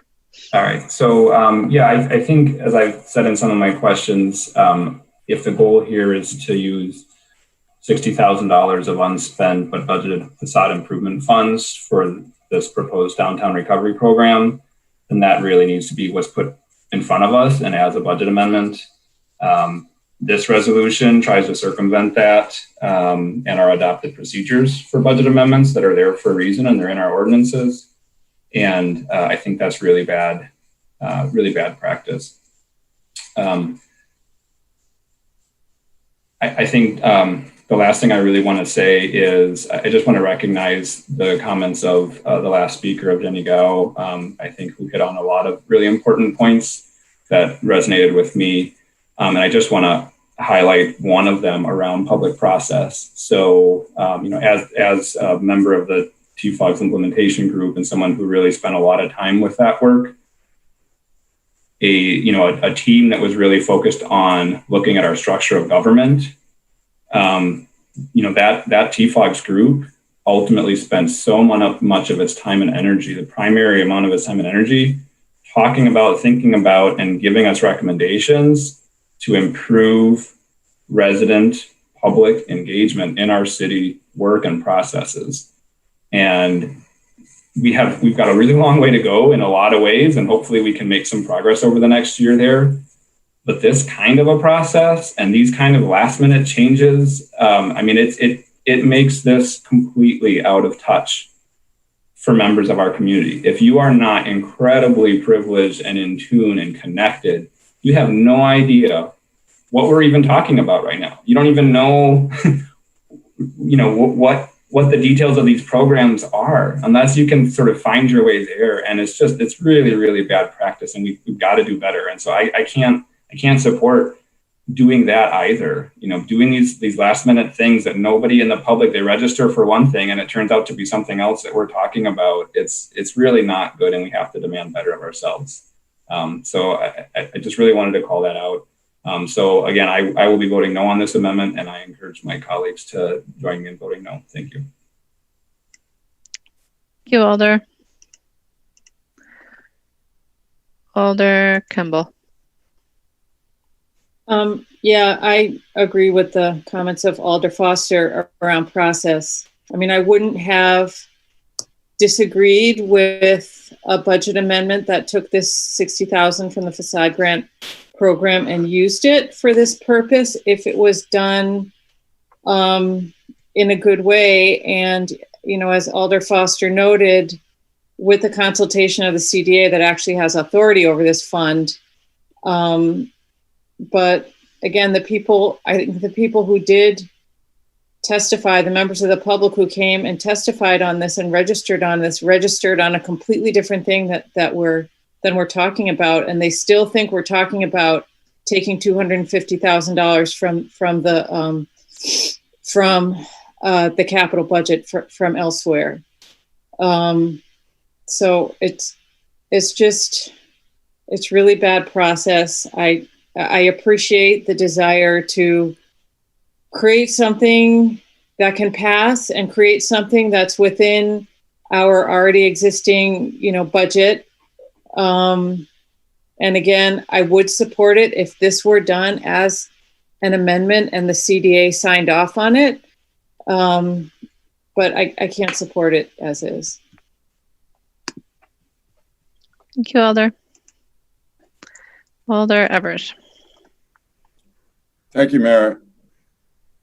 I appreciate what Alder Kimball said, and that this idea of taking money from the facade improvement program towards this end is not an unreasonable step. And I'm actually inclined to support it. And I'll say why. But I'll first preface it that I do have some concerns about process. The question I think the alders here tonight have to ask themselves, do those concerns trump the potential to put this behind us and to move forward? Let's move back a little bit. We started with $500,000 in this presented as a downtown recovery program. Alder Verveer came back somewhat in a mea culpa manner and said this was tone deaf, and I believe out of goodwill wanted to allocate $250,000 for equity. We voted that down. I opposed it because I believed all along the private sector had a role to play here. Now we're talking about $60,000. and a separate bill or separate resolution for $750,000 to address equity concerns citywide. I think that's progress. I'd like to speak, though, about other elements of how we got here. I think this could have been done already. After Michael Johnson and Scott Resnick were able to raise $200,000 quite quickly, and it became apparent that there was more money needed, a press conference could have been held. The mayor, the Chamber of Commerce, the BID, the DMI could have gotten together, and pillars in our business community representing American Family, Exact Sciences, our banks, our insurance companies, our real estate firms. This could have and should have been taken care of. But instead, there were other narratives. There was a narrative of blame, that the city let this happen, that the mayor let this happen, that it was her fault, and by extension, it was council's fault. And so the other narrative became a narrative of entitlement, based on the precedent and the way that the city has supported State Street in the past. You are obligated, these voices were saying, you are obligated, city, to help us. And let's be clear, State Street has been the beneficiary of hundreds of millions of dollars of investment over the years, $205 million for Overture Center for the Arts alone. So this narrative, first of blame and a narrative of entitlement, and creating this notion that there's this emergency, this 5-alarm fire, and a narrative that's put forth by the mostly white power structure of our city is in contrast to the narrative of folks who for decades have been saying that this city that everyone says and the people across the country is such a great place to live is really not safe. Again, now for decades, from the annual report came from Lee. We heard this, my internet connections on, maybe you can't hear me. Can you stay? Although we've heard this from the Race to Equity report. You're going in and out, Alder, but we can hear you. All right. We've heard this from the Race to Equity report. We heard this from Justified Anger. We know what to do. I have spent time talking to Black leaders in the community. One Black leader said it's not either or, that these businesses suffered, these small businesses at no fault of their own, and that they could be potential allies for this ongoing work of equity. So I'm inclined to support something where it's $50,000, the work of $150,000, and the reparations type of budgeting that we're going to need to do moving forward, and put this behind us and stop the controversy. This has been unfortunately politicized, and I'm just tired of that narrative of blame. And I wish the BID, I DMI, and yes, I wish our friend Alder Verveer had taken a different approach, and this would have been resolved by now. So I'm inclined to vote in favor of this, put it behind us, move forward, and a shoulder to plow on equity, the broader concerns that we all share. Thank you. Thank you, Alder. Alder Rummel. Thank you, Mayor. So this one is kind of making me scratch my head. There's money that anyone on State Street can apply for right now. The money is there. We're not moving money. It's a facade grant program. And, maybe we do need to tweak the standards going forward, but I'm not really clear that layering on this amendment, this resolution on top of existing facade grant standards, that we've accomplished a change that might be an ongoing permanent change, because there's contradictions on the intent of the resolution, whether it's only for tenants, and the program allows for property owners. The program allows for $10,000, it says 12. it just seems like it's just not soup yet. So, yeah, we could approve it, but at some point, I think what it really needs to happen if we want to improve the facade improvement grant program is that we do some more work on it, that it goes through the process of CDA and council and all that stuff, where we can look at how to tailor it so that we can add in some of these criteria that aren't there now. And, if it passes, I guess that's one thing. But it just seems to me that we don't really need to make this change to allow this money to be used by businesses right now. It's available, and we can just sort of give a strong direction to staff that who we want to help. And there is some discretion there, and there's only 5 projects anyway. I'm kind of struggling with this. I think next year's budget would have $125,000, and unless the council decides to add more through the budget process, and we start all over again, and maybe we start then with, more robust standards. So through the budget process, if nothing else, we should take a look at this program and consider strengthening it to do more of what we want it to do. Thank you. Thank you, Alder. Alder Bedar, and then President Carter. Thank you, Madam Chair. I appreciate a conversation and hearing everybody tonight. I am going to disclose that I'm very much so struggling with this. And my particular struggle is what I see as using our immigrant stories and immigrant experiences to truly create a divisive conversation in our city at a critical time. I wish people were paying as much attention on a daily basis to the struggles of immigrant businesses, especially downtown and on State Street.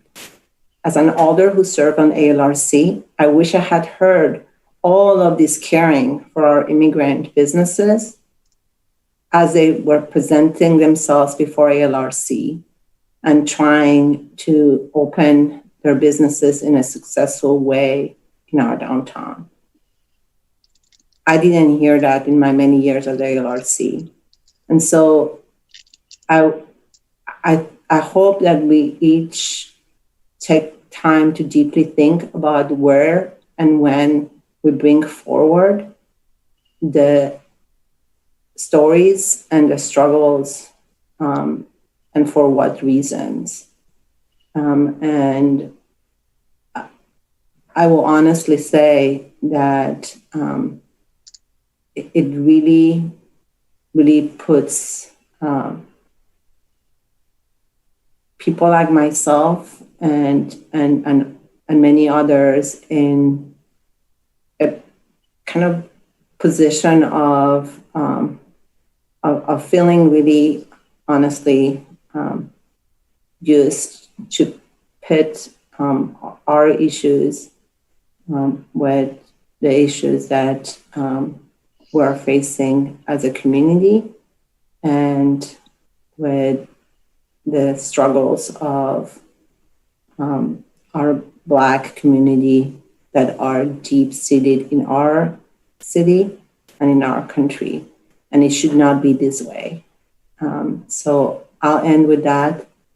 And I will end actually with saying that the process that we have before us is also very flawed. I agree with my colleagues who have mentioned that. I will also say that, in all honesty, we have had processes that have been flawed, not only now, but in many other occasions. And sometimes we make a point about it, and other times we don't. And so I will also say, in all fairness, if every other time we had a flawless process, I would say, okay, let's use process.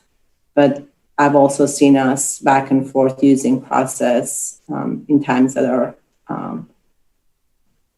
sometimes convenient for our arguments. And again, I'm going to use an I maybe as much as fault as anybody else in doing that. So I think we need to, if regardless of the vote tonight, I hope that it brings reflection to how we can, as a body, represent not divisiveness, but the time to move together forward.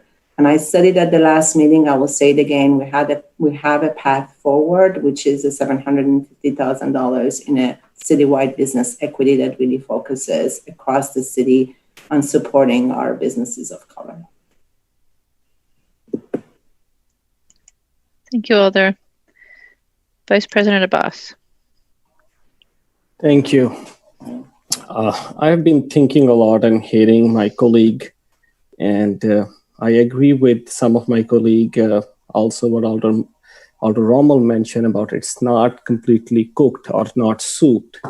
And I was thinking if we should give a little more time and make it more better, and we should bring it back in September, so then we could have a better process and better public engagement rather than moving this right now.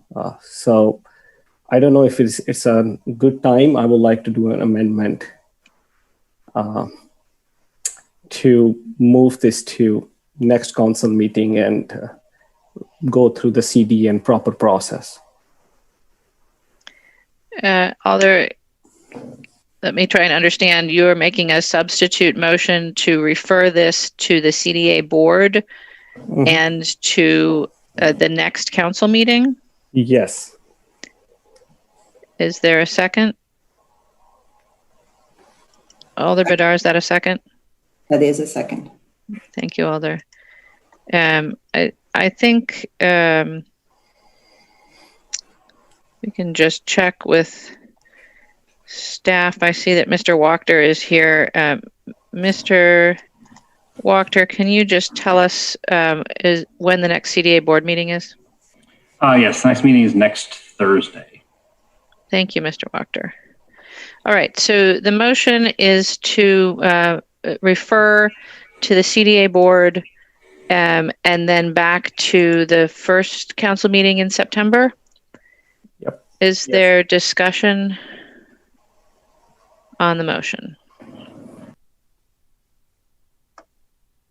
All right, seeing no discussion on the motion, is there objection to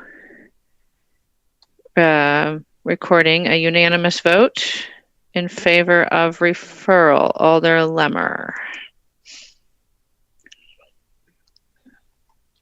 Alder Lemmer? Yes, I oppose referral. All right, so roll call on referral. Alder Harrington McKinney, did you wish to speak, or was that request for a roll call? Unmuting me. I wanted to vote against the referral. All right, Alder, we will have a roll call. All right, so the motion is referral. All those in favor, aye. Those opposed, no. As your name is called, I will unmute you all and ask the clerk to call the roll.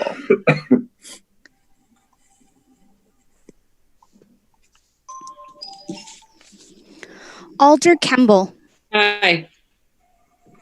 Alder Lemmer. No. Was that no, Alder Lemmer? Yeah, no. Okay, thank you. Alder Martin.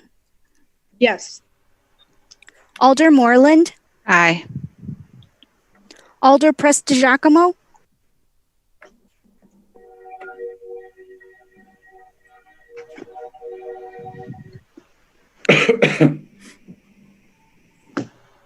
We'll come back. Alder Rummel. Aye. Alder Skidmore.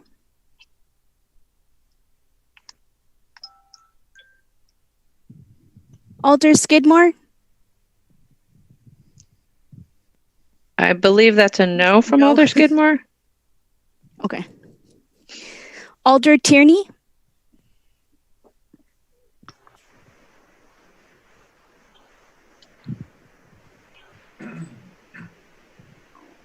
Alder Tierney. I can come back. Alder Verveer, No. Vice President Abbas, Aye. Alder Alburis is excused.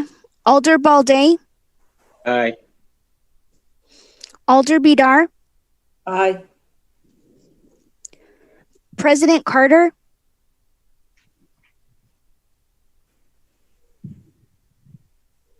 President Carter,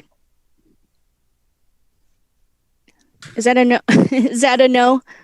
I said aye. Aye, thank you.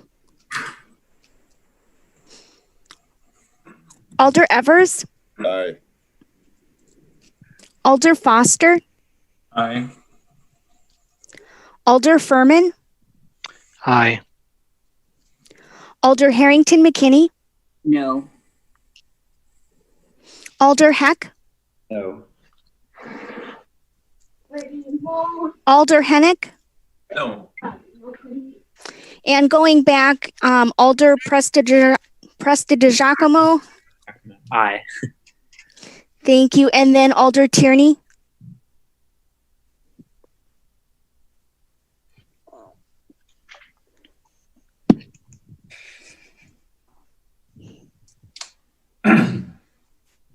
No vote from Alder Tierney. I don't know if I see him in my He said no. boxes. I'm sorry, no.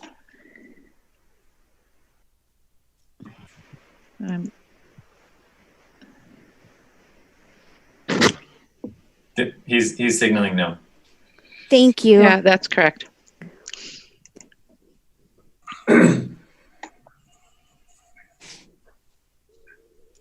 All right, Madam Mayor, there were 12 ayes, 7 noes, and 1 excused. Thank you. With 12 ayes, the motion is referred to the CDA board and to the next Common Council meeting.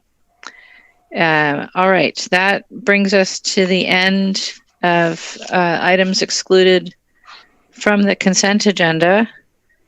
Is there any further items? Alder Carter? If not, excuse me, Alder Moreland? I move to adjourn. Is there a second? Second. Moved and seconded to adjourn. Is there any objection to recording unanimous vote in favor of adjournment? Seeing no objection, we are adjourned. Thank you all and have a good night.